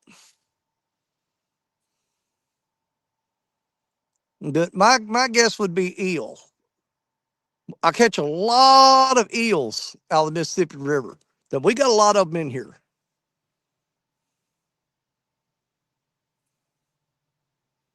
But the funny thing about it is, the guys that fish the Potomac River, um, that's one of their favorite baits. Is they buy those eels, and man, the price they pay for them, I about fell out of my chair when I found out what they pay for one of them eels. Cause I catch them all the freaking time. And here's the thing: I've cut them up, thrown them on a hook. I can't get a fish to eat them here. I've fished with eel. I don't know how many times, and I never in my life used eel before until I started seeing like Has and Brian B and Chunky and Ernie the Hog Snatcher and all them. When I saw them using eel, I thought, you know what? I catch eels all the time. That's free bait. I'm gonna try it. And I tried eel. I don't know how many times. And I think out of all the times that I tried, I caught one channel cat. That's it on eel. But the thing about them eels, that's kind of indicative of the bite on the rod, because they will grab the bait and they will spin like an alligator and tear off pieces of it, and that'll make that rod tip do that when they're spinning. It'll twitch like that. When that eel's got all that bait and spinning real fast like an alligator, they'll roll and tear off chunks. But you'll see that rod doing like that. That's when those eels are rolling, tearing off pieces of bait. And that's kind of what that rod was doing earlier. So if I had to guess right now and put money on it, I'd say there's a cotton picking eel out there that's going Thanksgiving dinner on my baits. That would be my bet. That's where I'd put my money.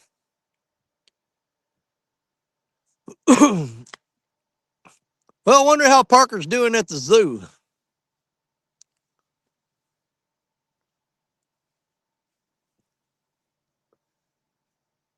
Lance, how did you get that to do that like that with the 9 and the two little twos up top? Well, he does have an old phone. It's like the symbol for H2O. He's got 922. It's 9 to the 22nd power.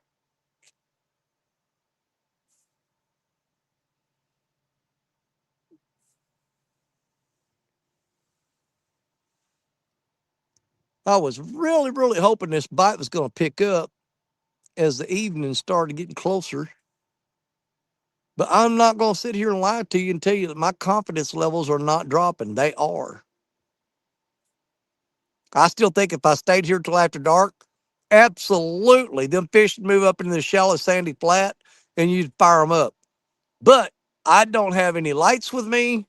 It's Sunday night. I got to work tomorrow. I've got a steak dinner at home going to be waiting on me. I got to clean a catfish and cook him up to go with that steak. We'll have a catfish fillet beside a steak. It's going to be like surf and turf. So for me, staying here for a long time tonight is not an option. If those fish do start biting, if we just start hammering them, we're going to hop up on the Lance McCoo Guy Hawaiian Fisherman's channel. If they start hammering the bite, I don't look for that to happen, to be honest with you. But don't you worry, don't you stress, because even if when we shut this down, uh, you may not see me in chat, but I will be watching Lance McCoo Guy on the drive home. I guarantee it.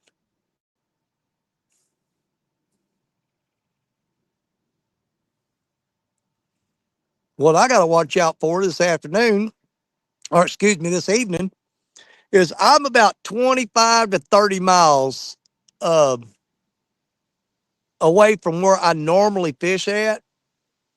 And to get here, you got to drive along uh, field roads that are right next to some really thick woods, right next to soybean fields and cornfields and stuff like that. And when I drive out of here, I have to be extra super vigilant because the freaking deer over here are just absolutely ungodly. I mean, there are literally thousands of them. And when you're driving down the road, there's one running across in front of you every 5 minutes. And you have to really watch it. If you drive normal, like you normally do, and you fly down these roads over here, you can't come over and not smack a deer. I'm telling you. If you're not on, on edge watching, your head's on a swivel, I'm telling you, you come driving through over here where I'm at, you're going to smack a deer. I promise you, you will. That was back, God, I don't know how many years back it was, uh, when the Mississippi River was flooding.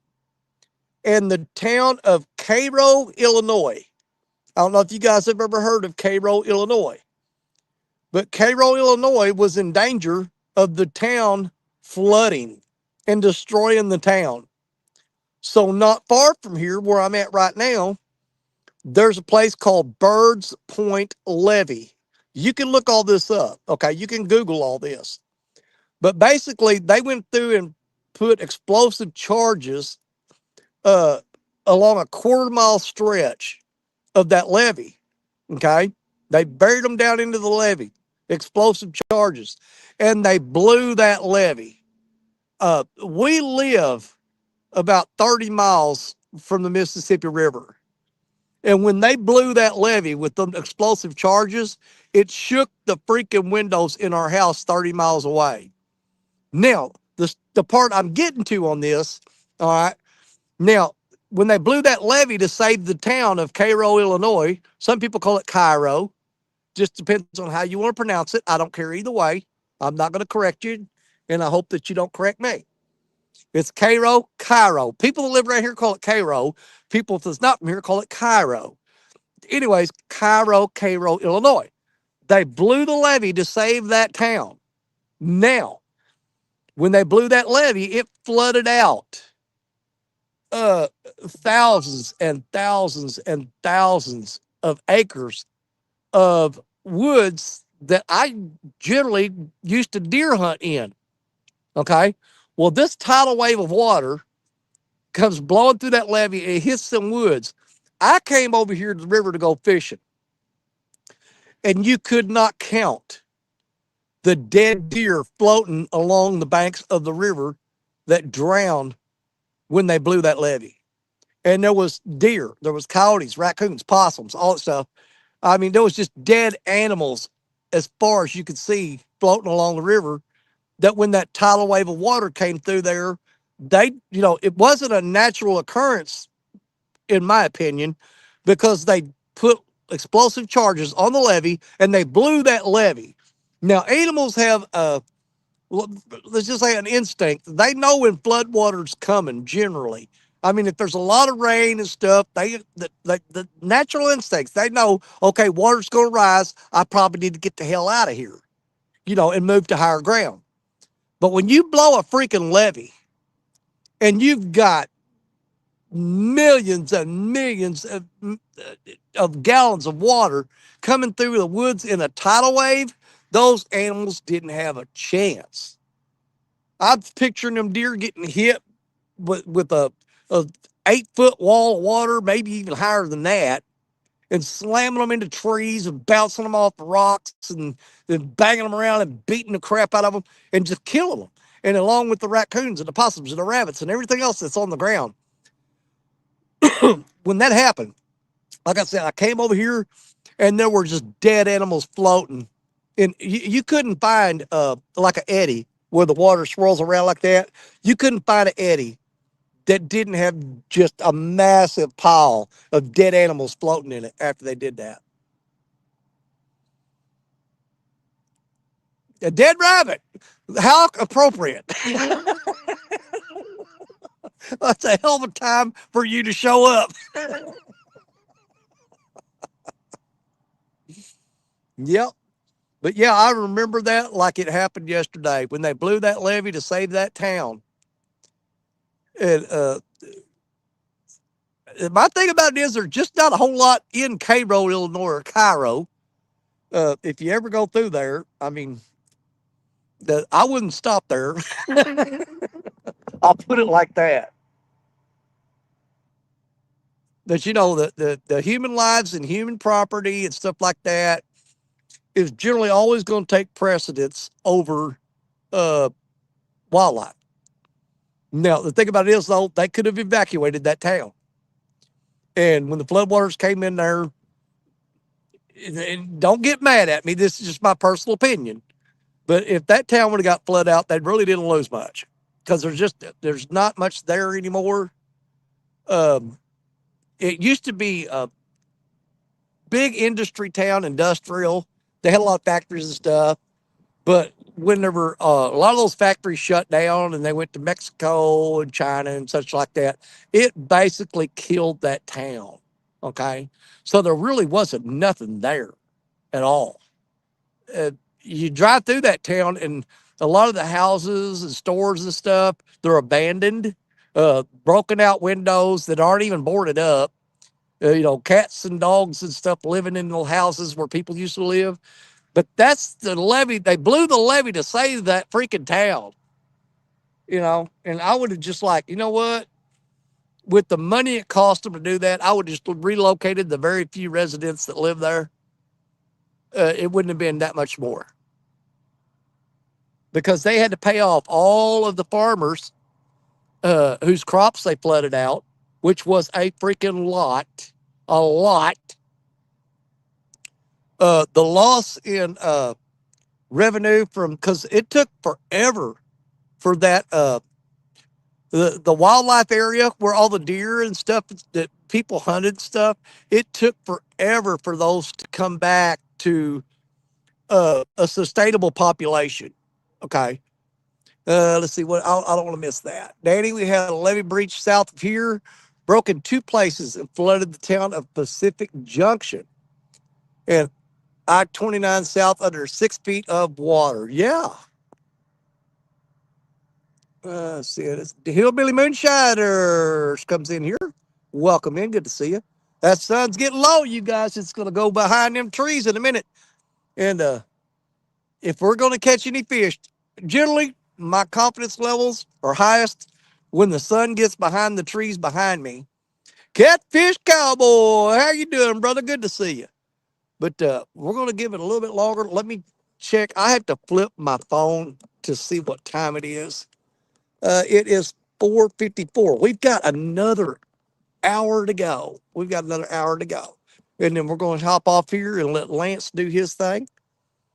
But I just had to slip my jacket on because, man, when that sun, look how dark it got down there. When that sun went behind the trees behind me, it absolutely chilled off here. Temperature's dropping quick. So I'm going to put my jacket back on. Oh, I need to stand up anyway. My legs ain't working quite right from sitting so long. We'll get up and stretch a little bit.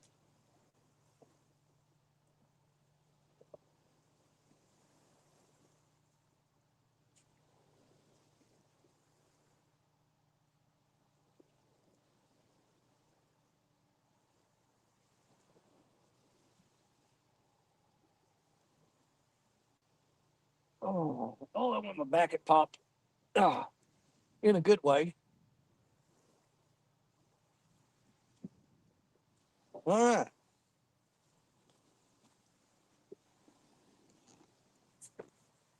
Now, it's getting close to the time where if we're going to catch fish, it's going to be within the next hour. But the way they've been biting, I'm not going to hold my breath for it. But we are going to hang out and just kind of, you know, chew the fat, kick the can down the road, whatever you going to say.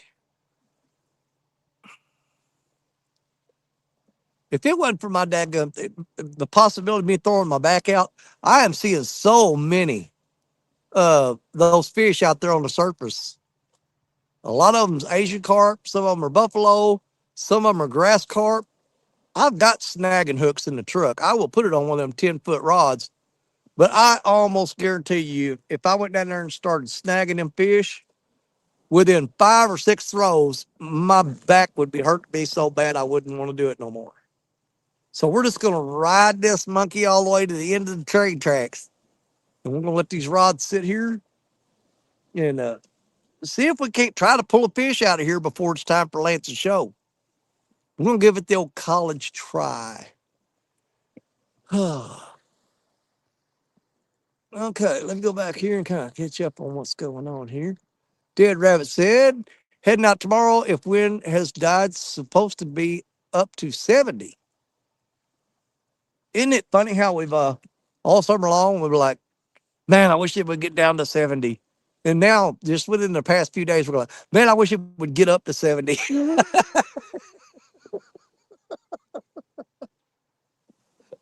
We went from one end of the scale to the other. Yeah. The winter, she's a coming. And usually it comes pretty quick. You go from sitting out here uh, sweating and just like miserable, and within a matter of weeks, you're out here freezing your butt off. You're like, what happened? It just changes so quick. You know, it's like my wife says, we don't have fall anymore. It goes summer to winter, and it skips fall, basically. And she's not wrong.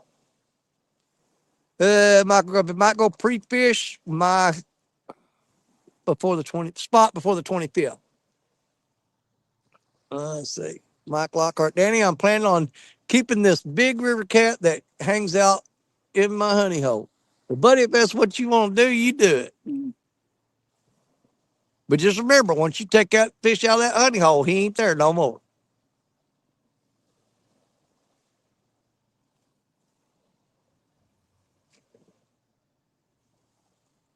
But that's totally up to you. Myself, if I know I got a spot that there's a big fish that lives there and I catch him and I put him back and I catch him again and I put him back and I catch him, you know, It's like it just keeps paying off for me. You know, in your situation, it probably depends on, how much pressure uh, that spot's getting. I mean, if you're thinking somebody else is going to catch that fish and they're going to take it, and you catch that fish and you want to take it, well, that's totally your call. It's up to you. Rough box. Why would you keep a? I gotta wait for the chat to move up. It's got the icon. I say BI. Why would you keep a? Let me back up. A big cat at all? I don't. Uh, no sense in it if you ain't starved. But I'm saying though, legally, if he wants to keep it, he can. Me myself, I will never keep a big catfish. I just don't do it. I put them all back. Matter of fact, I don't even keep fish out of the Mississippi River.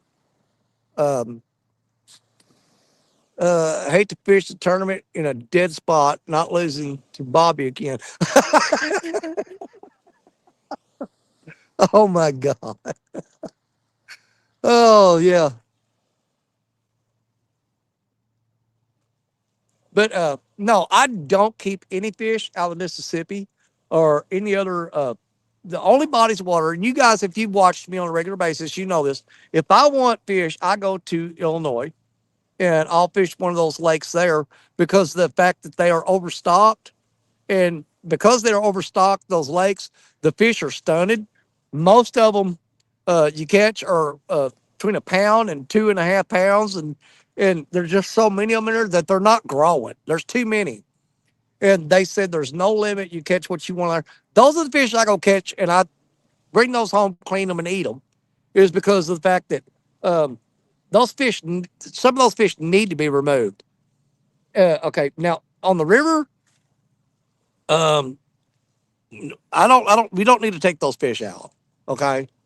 We've already got uh, the commercial guys are doing so much damage to it. The last thing that they need is for me to come in here and catch a big one and pull out. Even one fish, you think that doesn't make a difference?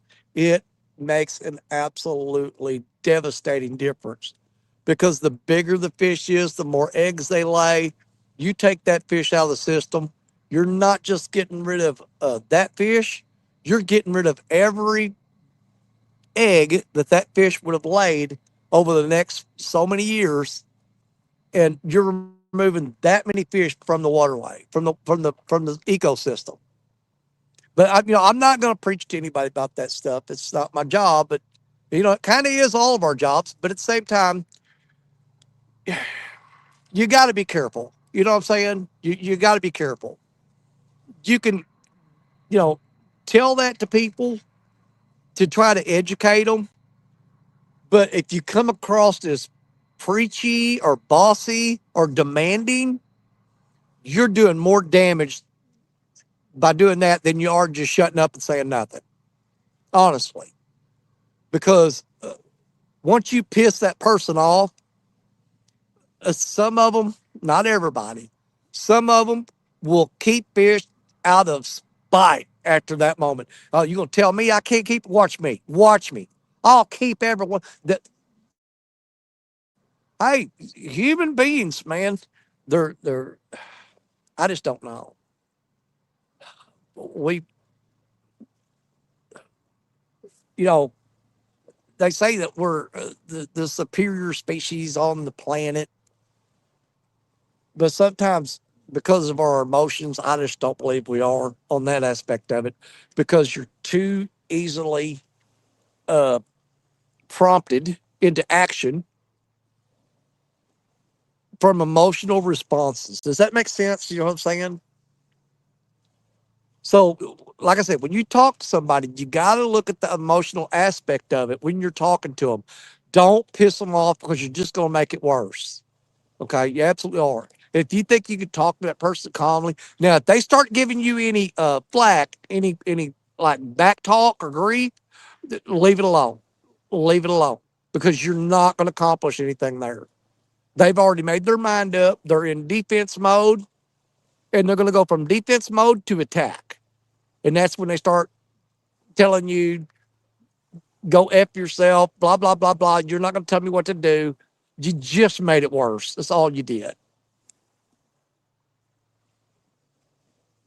I hope what I'm saying is making sense to you guys. I know I'm that goofy guy on YouTube that just, always tries to sound stupid and just, just cutting up and ain't got no sense. But, here's the thing, you guys, what y'all don't know, I am college educated. Believe it or not, yes, they do pull hillbillies out of the woods every now and then and send them to college. And and one of my majors was psychology, believe it or not. I had to have psychology course because of I was actually, when I was younger, I was looking to get into law enforcement and become maybe even a game warden or something like that. That was what I wanted to do with my life. When I got out of the army and the GI Bill and stuff, I was going to college and I had to take psychology courses. I had to take a course called Police and Community Relations in college. Uh, a bunch of other classes you had to take. I can't remember all of them what they were, but long story short, um, when I got into college after about a year and a half, I got to talking to some of my professors and stuff, and I told them uh, what I was going to college for and what my dream was and what I wanted to do, and that's when they told me at that time that do you have any idea how long the waiting list is for for the job you're looking for? And I said, no, sir. He said, here's the thing. People don't quit that job. They retire from it. And he said, and the list of people waiting to get that job is longer than you'll imagine. It's from here to the moon and back. And so ended my, that's when I dropped out of college because I was wasting my time. I wasn't going to be able to do what I wanted to do. And so there was no point in me continuing on with what I was doing.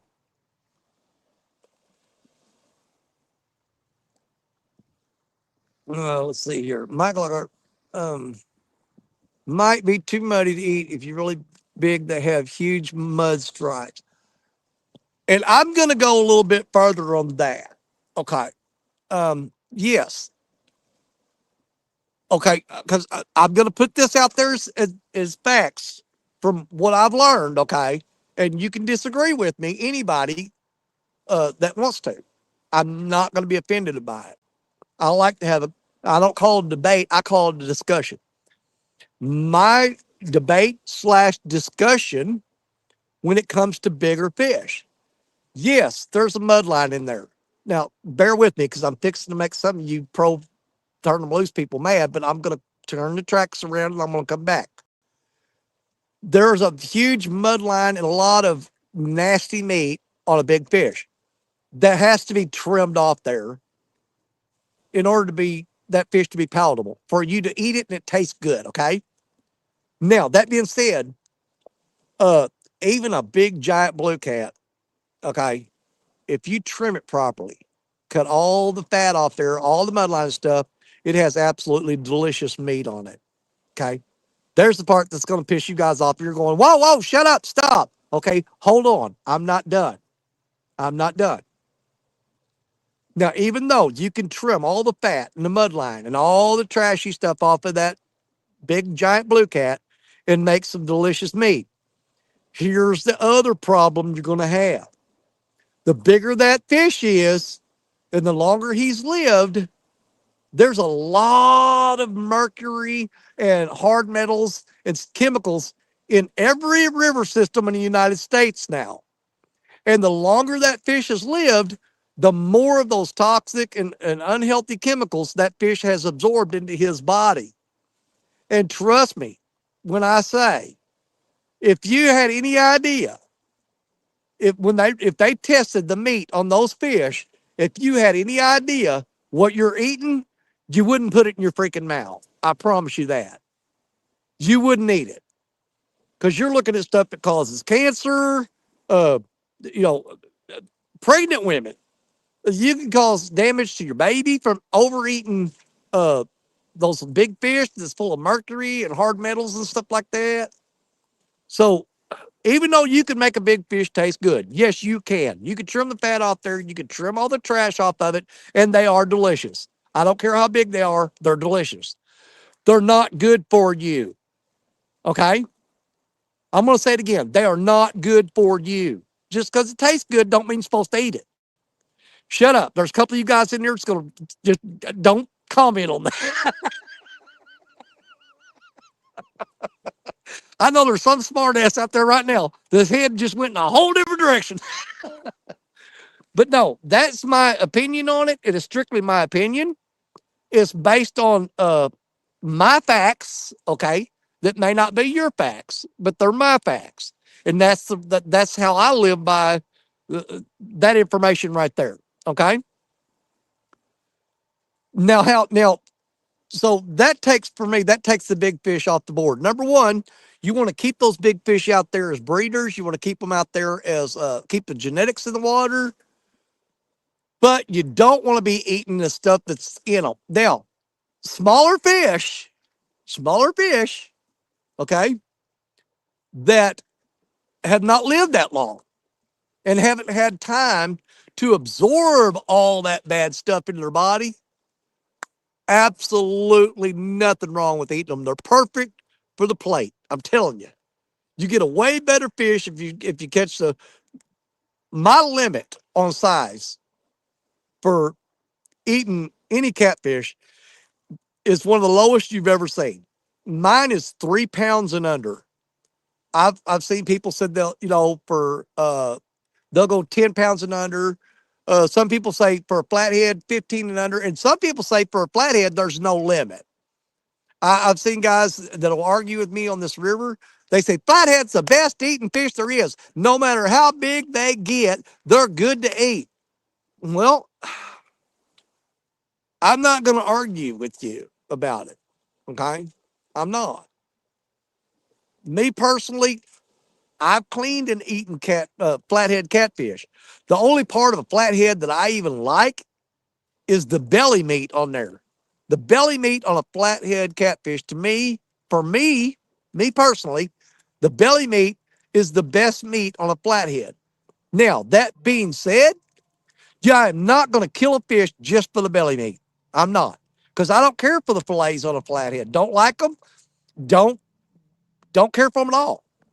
That's my taste. That's what I like. I don't like the fillets off flathead, but I am not going to kill fish strictly for the belly meat. I'm not going to do it. But you basically got to set yourself a limit on figure out how big does that fish got to get before it's too big. And the majority of people that fish around here, they're old school people. They grew up poor, and a lot of them are still poor. And they don't throw stuff back. They absolutely will not. If they come over to catch a fish, that fish is for eating. They don't care how big it is. They don't care what kind it is. They will eat them all. And I've tried to talk to these people around here, and I am wasting my time. I put an absolute, people say, don't give up. Don't give up. No, no, no, no, no, no, no. Trust me, I have put in way more effort to try to change their minds than most people humanly could take. Okay? They're not going to change. These are old school hillbilly rednecks. They grew up doing this and they're not going to change. They're not going to change. Maybe the next generation, the younger people, uh, maybe you can get through them. But the thing is, though, as much as you're talking to them younger people, their parents and their grandparents talking to them even more. So it's a vicious cycle that's not going to end, in my opinion. Flathead is my favorite fish to catch. Release everything unless it's small and someone fishing next to me that wants to eat some. I do give small fish away. Um, if there's somebody fishing near me, matter of fact, I've got a video where there was a family. It was a husband and his wife and their little bitty 5-year-old daughter. And I got to talk to them off camera, and neither one of them were working at the time. He'd lost his job, And she was pregnant with another baby at the time, by the way. And they had a 5-year-old daughter. And so she couldn't work, and he'd lost his job. And they were down there trying to catch the fish because, you know what? They were hungry, period. He says, dude, we got no food in the house. He said, I've got some cornmeal, I got salt, pepper, and I've got some grease. He said, if I had some fish, we can eat tonight. And I actually got a live video, a live show that this happened on. And the guy come up at the end of my live because I gave them like I think it was like 8 decent sized channel cats and a couple of blues. He came up at the end of my live, shook my hand on camera, and said, "Thanks, Mr. Dave Stone. We're going to eat tonight." You have no idea, okay, uh, the feeling that gave me in that moment, okay? Because he literally said, we were not going to eat tonight until you caught these fish and gave them to us. That's a whole different situation there. Now, let's roll it forward to another time. It was probably a couple months after that. And there was another guy come down there, and him and his 2 of his buddies. And they were drunk as, wait a minute, don't ignore me. NJ, when the hell did you come in here? Dude, I'm on a rant. I'm sorry. I'm on a rant. Okay. I didn't even know you came in. Let me go back here. Let's see. What did it say? It said, is it hi to him? Good Lord, how long have you been in here? Is he reading chatter off in the stratosphere? I'm off in the stratosphere, dude. Hey, the seafood rules, 100%. Dude, if I could only eat one type of food for the rest of my life, it's going to be seafood. I 100% agree. And I apologize, I was not paying attention. But, you know, give me just a few more minutes. I got to finish this, okay? So, anyways, and I promise I'm going to finish this up. But, anyways, I gave those fish to that family, okay? Well, it was like a month and a half, 2 months later, or whatever. I'm down there at the same spot fishing. And these 3 guys come walking up on me, and man, they're drunker than crap. I mean, one of them's falling down, and that buddy had to pick him up because he couldn't walk. And I caught matter of fact, it was when I was fishing. Jerry Parker was on live stream with me. He's on panel, and I caught a 63-pound blue cat. Okay, uh, Jerry will remember exactly what fish I'm talking about if you ever talk to Jerry Parker. I caught a 63-pound blue, and I was holding it up in front of the camera, during the live stream, showing it, weighed it and everything. And I started walking toward the water with them guys. Here they come. And I started walking toward the water. They go, whoa, hey, wait, wait, wait, wait. And I go, what's up? He goes, we want that fish. And I said, dude, this fish is way too big to keep. He said, I don't give a damn. He said, dude, if you're going to put the fish back, just give it to us. He said, what's the point in wasting that fish by putting it back in the water? And I'm like, are you freaking kidding me, dude? I said, look, I'm not keeping this fish and you're not either. I'm turning it loose. And I threw it in the water and got rid of it. And it swam off. 2 of the guys came down there and wanted to fist fight me because I wouldn't give them that fish. Okay? Uh, Jerry Parker was like, man, I wish I'd have been there. We'd have whooped the shit out of them. Yeah, I went back after into the live stream and I told Jerry what happened. He goes, are you freaking kidding me? I said, dude, they wanted to fight. I mean, the guy started taking his shirt off and stuff and walking toward me. And I picked up a big old rock and I said, man, I'll bust you in the head with this rock. I said, I'm too old to run and I'm too tired to fight you. I'm just going to hit you in the head with this rock. And his buddy grabbed hold of him and said, man, it ain't worth it. It ain't worth it. And blah, blah, blah. Anyways, but yeah, I had one to fist fight me because I wouldn't give him a 63-pound blue. All right. Into my story. NJ, welcome in, brother. Sorry you had to endure all that. I love having you in here. Been watching you catch those crappie, man. The last show you did, just so you know I'm not lying, the last show you did, I think it was like a hurricane going or something, man. It was like crazy storming and stuff. And you caught that big old crappie out from under the bridge there. I think you caught the crappie before the live, if I remember correctly, and you did a short of it, and then said, "Okay, we're going live." Okay, but with my mind, I'm an older guy, and things kind of get jumbled up in there sometimes. But that's what my brain's telling me that I remember. Tell me if I'm wrong, okay? But I know it was bad storms coming in. You caught the crappie before the live, if I remember correctly, and you shot a short of it saying, "Hey, we're fixing to go live." Did I dream that, or did that really happen?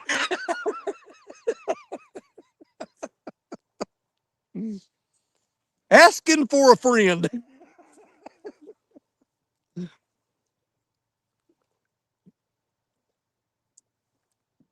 And just so y'all know, I watch a lot of y'all while I'm at work. I just have to do it when nobody's looking.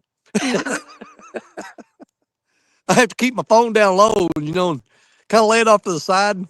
And like if I'm working at my table, my welding bench, and I'm making something, I got you guys stuck over against my lunchbox where nobody can see the phone, and I'm kind of looking out the corner of my eye, watching and stuff and everything.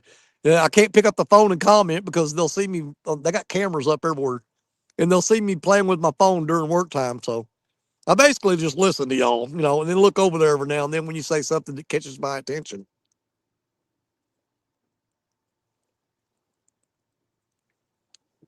All right. Oh, man, I about talked my tongue dry. Had to stop and get a drink. Tongue going so fast, I burned all the moisture off of it.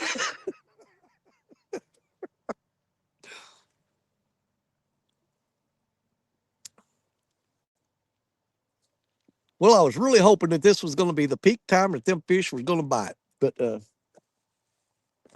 it's not looking good.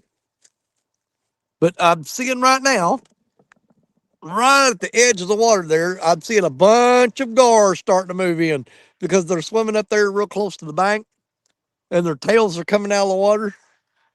So, yep, we still got gar that are feeding. See, you fishing on credit on other rods? Possibly. Yeah, when I reach a certain point, I'm sitting here just talking and hanging out doing the live. At some point, the fishing pretty much just goes out the window. I mean, like,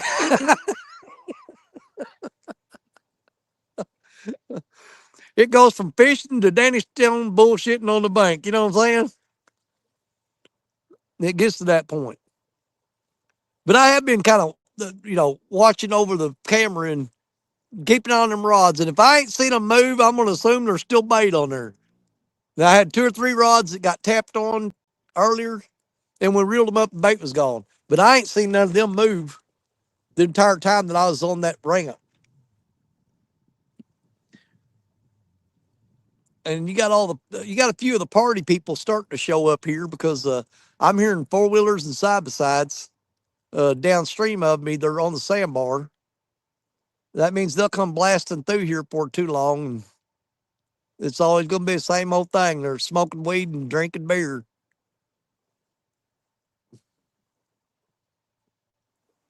But at the same time, though, a lot of times when they see me sitting down here, they'll uh they'll skirt around me to to show some kind of a courtesy or whatever. You know what I'm saying, and not be disrespectful. But every time you get 10, 15, 20 people down here riding 4-wheelers and side by sides and they're drinking, smoking weed and stuff, there's always that one that's just drunk enough that he wants to come down and have a conversation. There's always the one, never fails. But we'll be getting out of here today before they get good and fired up. So it'll be all right. We're not going to have any problems. 10 pounds and under have only been water for maximum, I can't see that part, something years.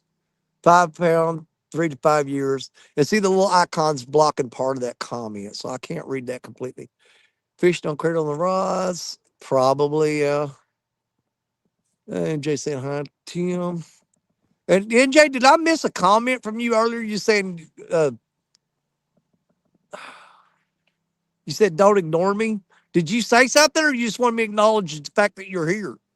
Because I love that you're here, and I did acknowledge it. It just took me a little while because I was on a mission. Okay, I was I was I was fish preaching.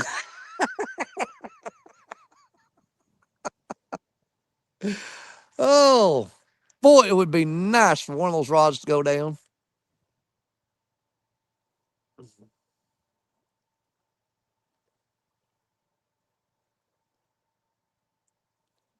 It is definitely right now because I don't know. It's starting to cool off a little bit, but I've missed a lot of the prime fishing over the last 3 weeks because it switched over to a really heavy night bite. I've talked to several people that they said they've been fishing up and down this bank here and another spot that's about 10 miles from here. And they said at nighttime, they've absolutely just been wearing them out. They said as soon as it got dark. Okay, now I can finish reading that comment. 10 pound and under have only been in water for maximum of 10 years. 5 pound is 3 to 5 years in the water. Okay. I wasn't sure the exact numbers on that. So I wasn't going to try to, you know, I wasn't going to put those statistics out there without absolutely knowing for sure I was correct. But I absolutely believe what you're saying.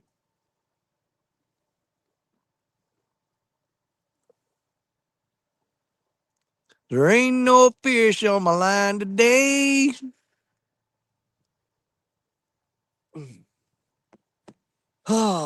Let me look and see how much time do we have left. It is 5:25. That means we got 35 more minutes, guys. 35 more minutes. Okay, now that I know what time it is, I've been alive for 2 hours and 25 minutes. So when I hit the 3 hour, when I get close to the 3 hour mark, it will be time for me to go.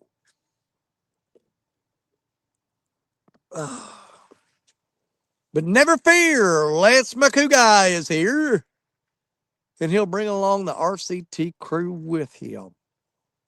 I'm pretty sure at this point, when I get ready, well, it's getting awful dark down there. I'm gonna load all that gear up in that little beach cart right there, and I'm heading that way. But I'll absolutely tune into Lance's channel.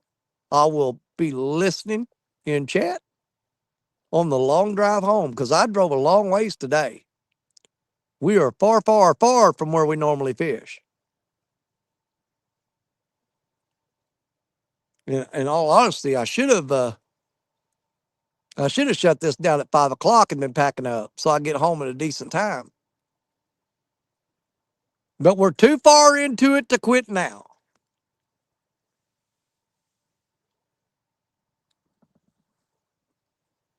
Hey, there's Missy Kennedy coming in. What's going on? I'll help you sing, Danny.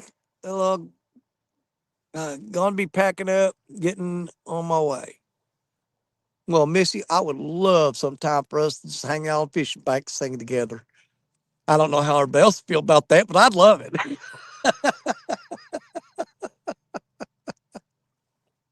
I absolutely would. It'd be fun. There'd be people popping in there and say, y'all catch anything? We'd be shut up for singing. They got time to catch no fish. We're putting on a concert. Ooh, Lord help me. I'm glad I can look down there and see my truck out in the open and clear where I can tell nobody's sneaking around it because I got the windows rolled down.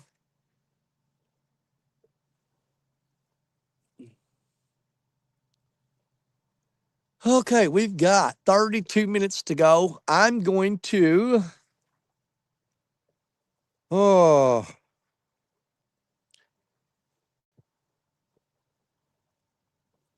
I'm trying to figure out. I want to freshen up the baits on a few of them rods. I'm going to pick a few of them and freshen the bait up on them. I think I'm going to do the three in the middle. the two outside rods. I just put bait on uh that 7'6" rod on the right. Now see out loud be empty.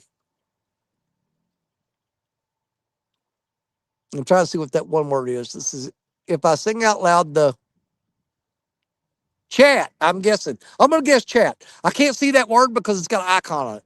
I'm gonna say if I sing out loud, the chat would be empty. That is my prediction on what she wrote. It makes the most sense. Okay, let me go bait up those 3 middle rods with fresh bait and throw them out there. So we got the last 30 minutes that we got fresh bait out there, and we know we're giving it the best shot we can to try to catch a catfish. I'll be right back. Oh, I stiffened up sitting in that chair again. God damn it. Oh, sat in that chair too long.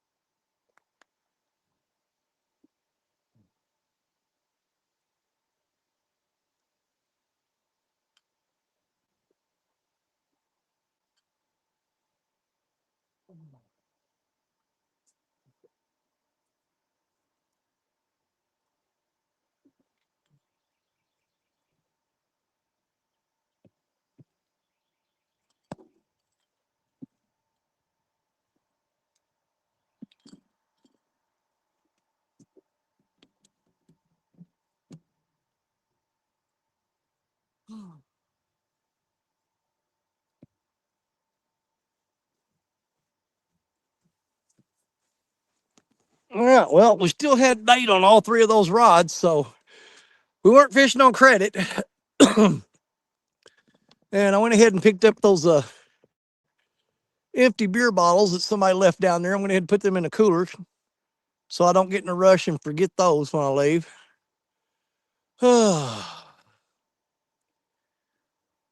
Let's see, we have 24 minutes. We got 3 fresh baits out there, 24 minutes to go.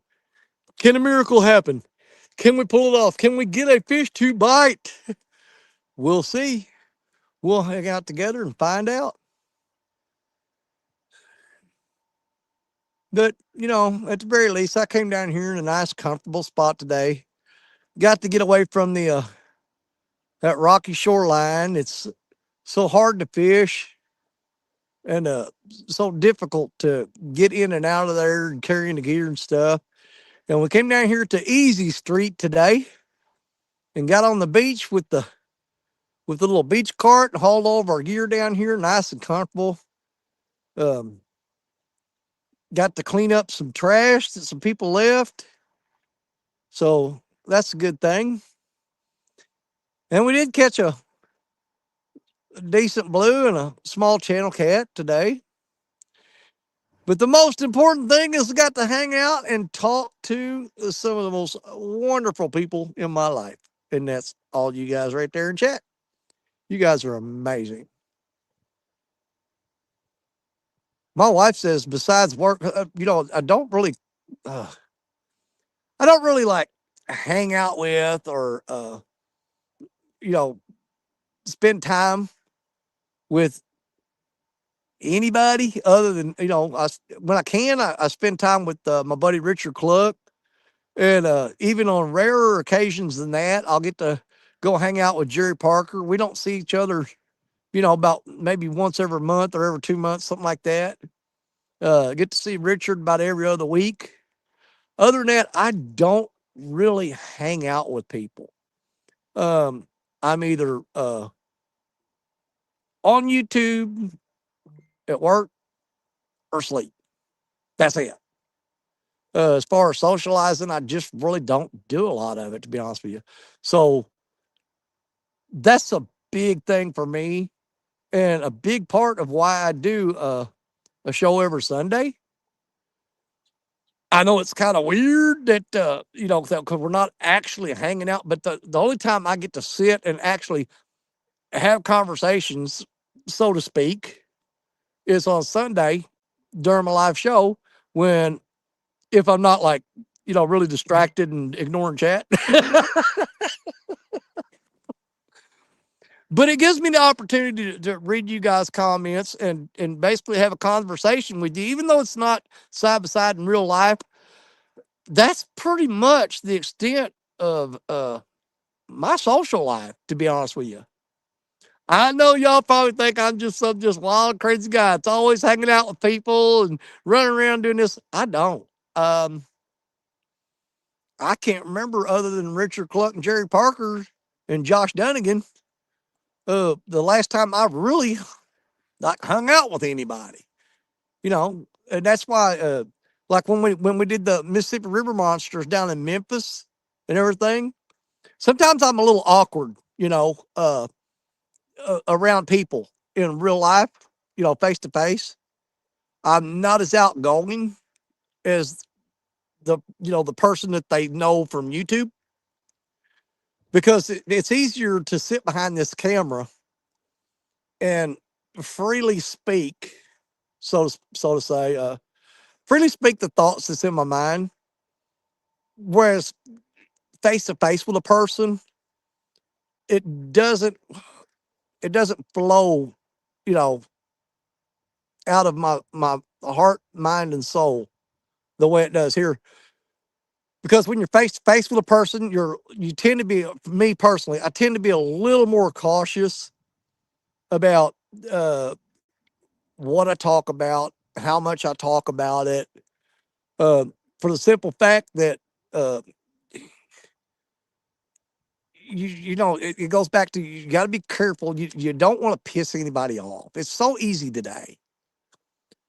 Whereas that may not make sense to you to the point that like when I'm doing it here now, you're like, well, shit, we're saying, you're saying stuff to us. Yeah, but I'm not looking at you, and you're not giving me facial expressions that give me any kind of indication that I'm going down the wrong path. You know what I'm saying? It's a weird world I live in.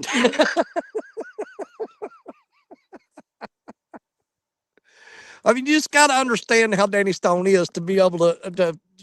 So, like, if I'm around you guys in real life and stuff, and I'm not as outgoing and stuff like that, a lot of times, it's because I'm trying to be respectful about, because I'm looking at you in your eyes, I'm reading your facial expressions, and I'm trying to get a read on you. You know what I'm saying?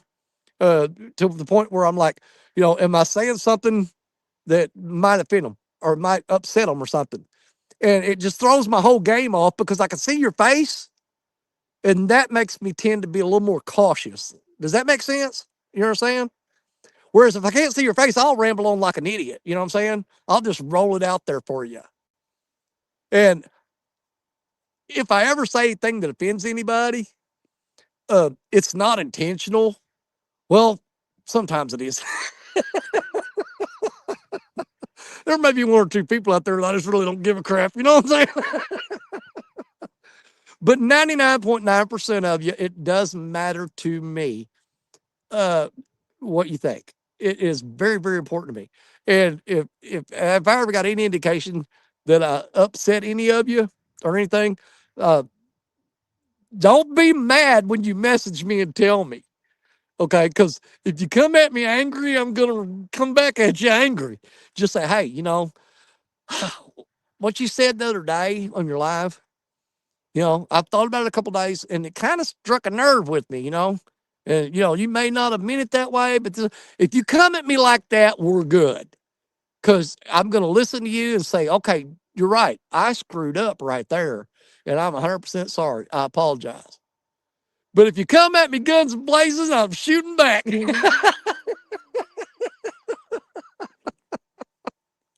It's just the reality of life, baby. Uh, Danny, I'm an old 11 Bravo. I'm 11 Bravo too, brother. Grown powder. Yes, sir. My last duty station was, believe it or not, you ready for this? Fort Ord, California, before they shut Fort Ord down. I was in the 7th Infantry Division. That was my last duty station. Before I got out of the service, I was stationed in California. And that was back in the 80s. And let me tell you something.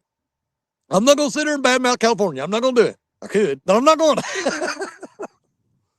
But being in California in the 80s is a 180-degree different world than being in California now. And I'm speaking from experience on that. Okay. I was there, in California back in the 80s, the late 70s and early to mid 80s. It was, man, amazing. Absolutely amazing. There's too much weird crap there now, and when you got that many people that accept it and believe in it, then God bless them.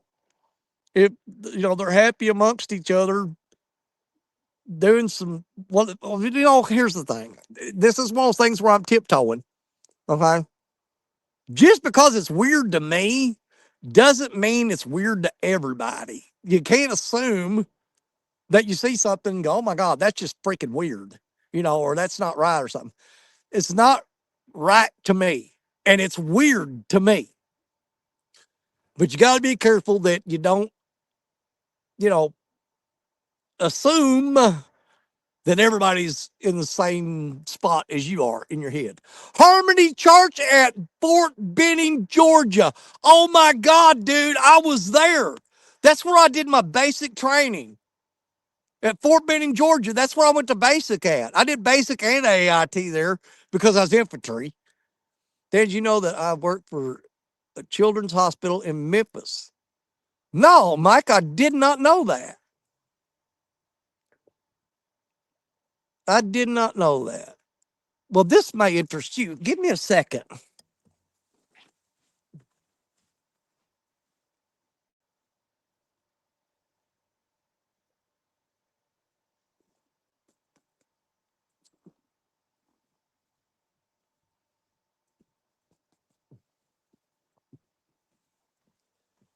This backpack right here, St. Jude's Children's Hospital, that I keep all my tackle and stuff in and carry it around in. Um, that was actually a gift for some charity work that we did for St. Jude's. I got that backpack. So yes, St. Jude's Children's Hospital in Memphis.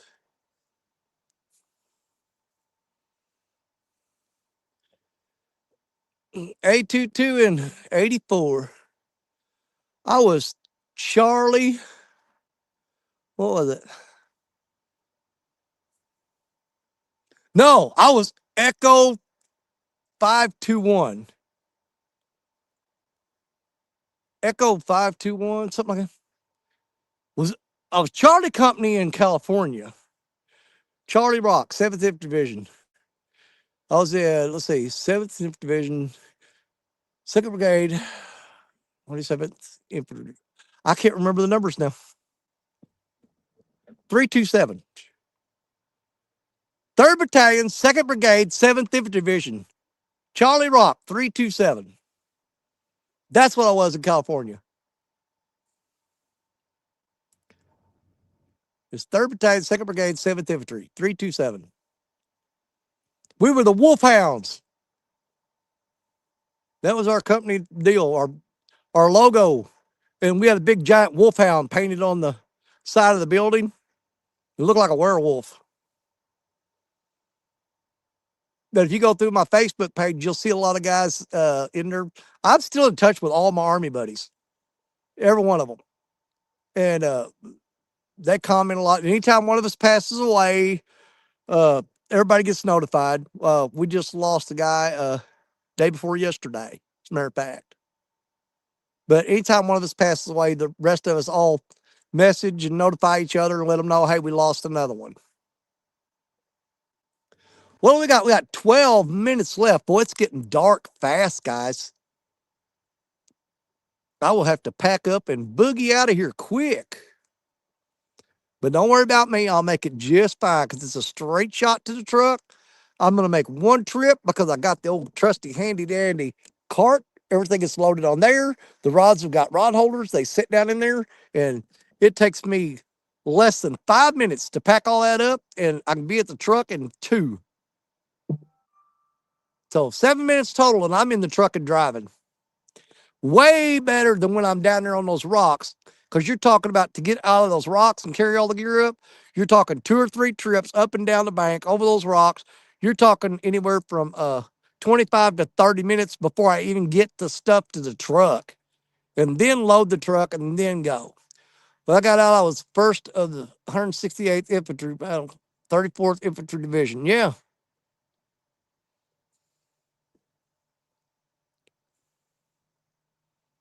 I don't guess we're going to get that big, massive takedown that we was waiting on. We put 3 fresh pieces of bait out there, and I've got probably about 20 threadfin shad left in that cooler that are not going to freeze well. I'm going to wind up just slinging them out in the river and donating them back to the fish that didn't bite. Sometimes I just dump that bait fish right on the bank and let the eagles get them. Because I figure, why would I give it to a fish? If it wasn't going to bite it when it's on my hook, I'm not going to give it to him when it don't got a hook in it. It depends on what kind of mood I'm in. Sometimes I just go ahead and give it to him. Sometimes I say, you know what? You ain't getting it. You didn't want to bite my hook? I'm not going to give you free food. I'm going to lay it up here for eagle to eat. Or 9 times out of 10, you know it's a raccoon gets it. But I like to think that an eagle got it to make myself feel better. I just imagine like 2 or 3 eagles swooping down and sitting there having a nice meal together, eating on the shad that I left for them.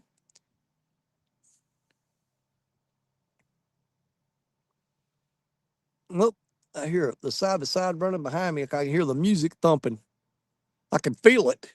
I can feel the bass hitting the back of my neck. Boom, boom, boom, boom, boom, boom, boom, boom, boom, boom, boom. A lot of times I can't hear the music, but I can feel it when they got the bass turned up real loud, beating me in the back of the head. All right. 9 minutes and counting. 9 more minutes. What is that? Is that pelicans? I don't think you guys can see them. That's a lot of freaking pelicans. Oh my God, there's a huge flock of them flying right there. And then another huge flock of them coming. I don't know if you guys can see those or not. Can you see those pelicans? I don't know if you can see them. There you go. See those pelicans? Holy crap. They're coming right at us. Those ain't pelicans, are they? What the? Those are pelicans. Yep, those are pelicans. That's a lot of freaking pelicans. That's a lot of freaking pelicans. It's probably the biggest bunch of them I've ever seen come through here. They just kept going. They go, ain't no fish here. They said, just keep going. Nothing here. This guy's sitting there trying to catch them. There ain't nothing there. No, there's fish out there. I just can't catch them. 8 more minutes. And we'll pack it up. Let's see. Seen a bald eagle and 2 buzzards fighting over roadkill the other day. It was funny watching birds. I got to wait for the rest of it to roll up, Tim. I can't see it. It's blocked by that stupid icon. Okay, there you go. Watching birds trying to outbluff each other. Yeah. Danny, should we do a fundraiser for St. Jude Children's Research Hospital when I come? We can. I'd have to make some phone calls and get in touch with some people. I think I still have their numbers. But yeah, if you want to do something like that, I can contact some people and we can get we maybe do a tournament or something or just a show and raise money for St. Jude's and get a whole bunch of people in here involved in it. That's a great idea. I'd kind of want to set it up though, where, like I said, I'd have to contact St. Jude's in person, and I would have to set up an account where anybody that donated money, I wouldn't want it to go to like my Cash App or my PayPal or nothing. I'd want to set up a deal where any donations they made go straight to St. Jude. There's no middle guy. You know what I'm saying? That's the way I'd want to do it. It might be hard to figure out what your total is at the end of it versus like I know Chad raises a lot of money for good charities and stuff all the time, and he always has a total at the end of it to let you know how much they raised. Okay, and then he shows on his computer that amount in his Cash App or PayPal, and then he puts in there donate to whatever charity, and he hits a button, and that amount goes to zero because it sends it straight to that charity. He's way smarter than I am about stuff like that. Okay, he's way ahead of me on that. The only thing that I would be able to do is to set it up where any donations they made went straight to the charity.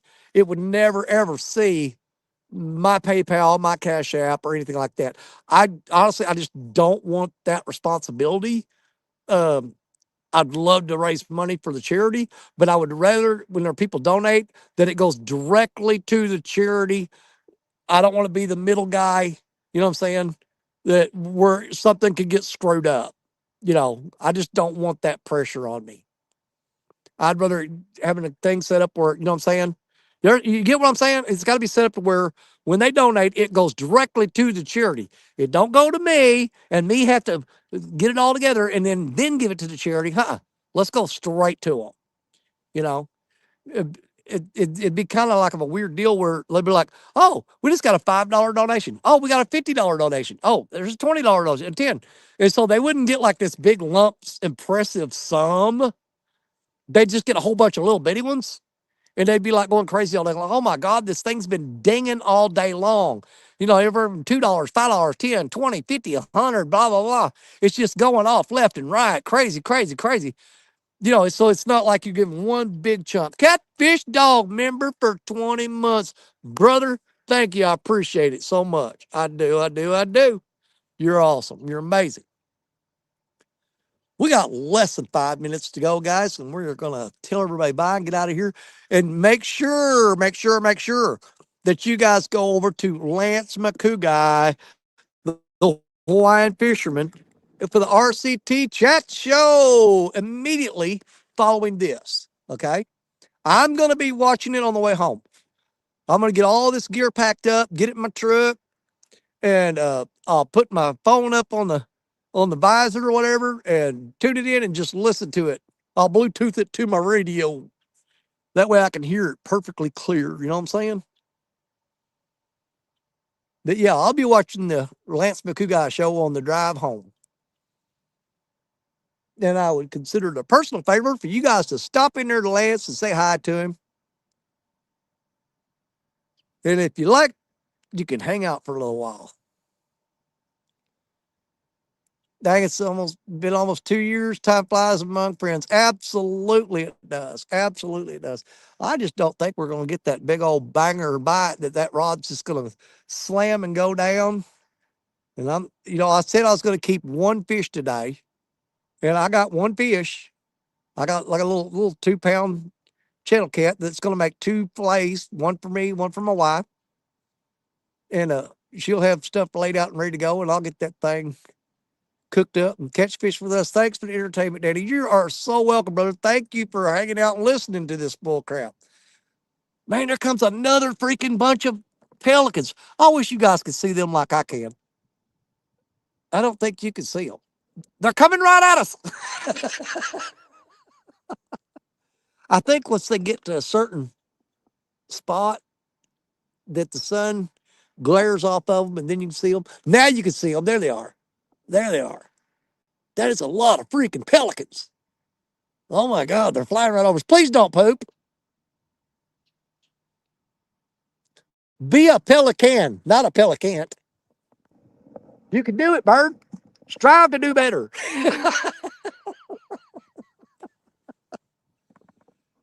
You could tell when wintertime's coming because that seriously, we do start seeing a lot of pelicans and seagulls around here in the fall. Hey, there's Kevin Hendrickson. What's going on, Kevin? We're about to shut it down here in less than 2 minutes to be exact. We are just about done. And then we're all going to go over to Lance McCouguy, the Hawaiian fisherman, and watch the RC10 chat show. Let me go ahead and get this took care of. Get it right there. There we go. What do y'all think? Everybody keeps saying, man, you're letting that goatee get awful long, awful long. Is that camera reversed? It is. Dadgummit. I hate that mirrored image crap. I didn't do the mirror thing. We're going to live with it now. No, we're not. I ain't dealing with that. I can't stand that mirror image crap. Can't stand it. There. That's better. I don't like my right hand being on my left side. Can't stand it. Drives me absolutely crazy. Well, we got to hang out on the beach today. How y'all like that? It was fun. Caught 2 fish. Unfortunately, didn't catch them during the live stream, but I got video footage of them. If you guys want, I can throw a quick little 2-minute video together, maybe 3 minutes, whatever, and put that up for you. It's nothing really exciting. It's like a 2-pound channel cat and a 6.5 or 7-pound blue, but it is what it is. It was fun catching fish today, and I'm hanging out on the Mississippi River beach. This is all sand. It's wonderful. Probably the most relaxed day I've had in a long, long time. not having to worry about climbing up and down them rocks and carrying all that stuff and worry about falling and breaking an ankle or anything like that. What was I talking about? Oh, yeah, people commenting on how long the goatee's getting. What do you guys think? Do I need to go ahead and trim it off a little bit or let it grow or what? I don't know. My wife's pretty much got to where she's indifferent about it. She goes, I don't care. I don't even look at your face anymore.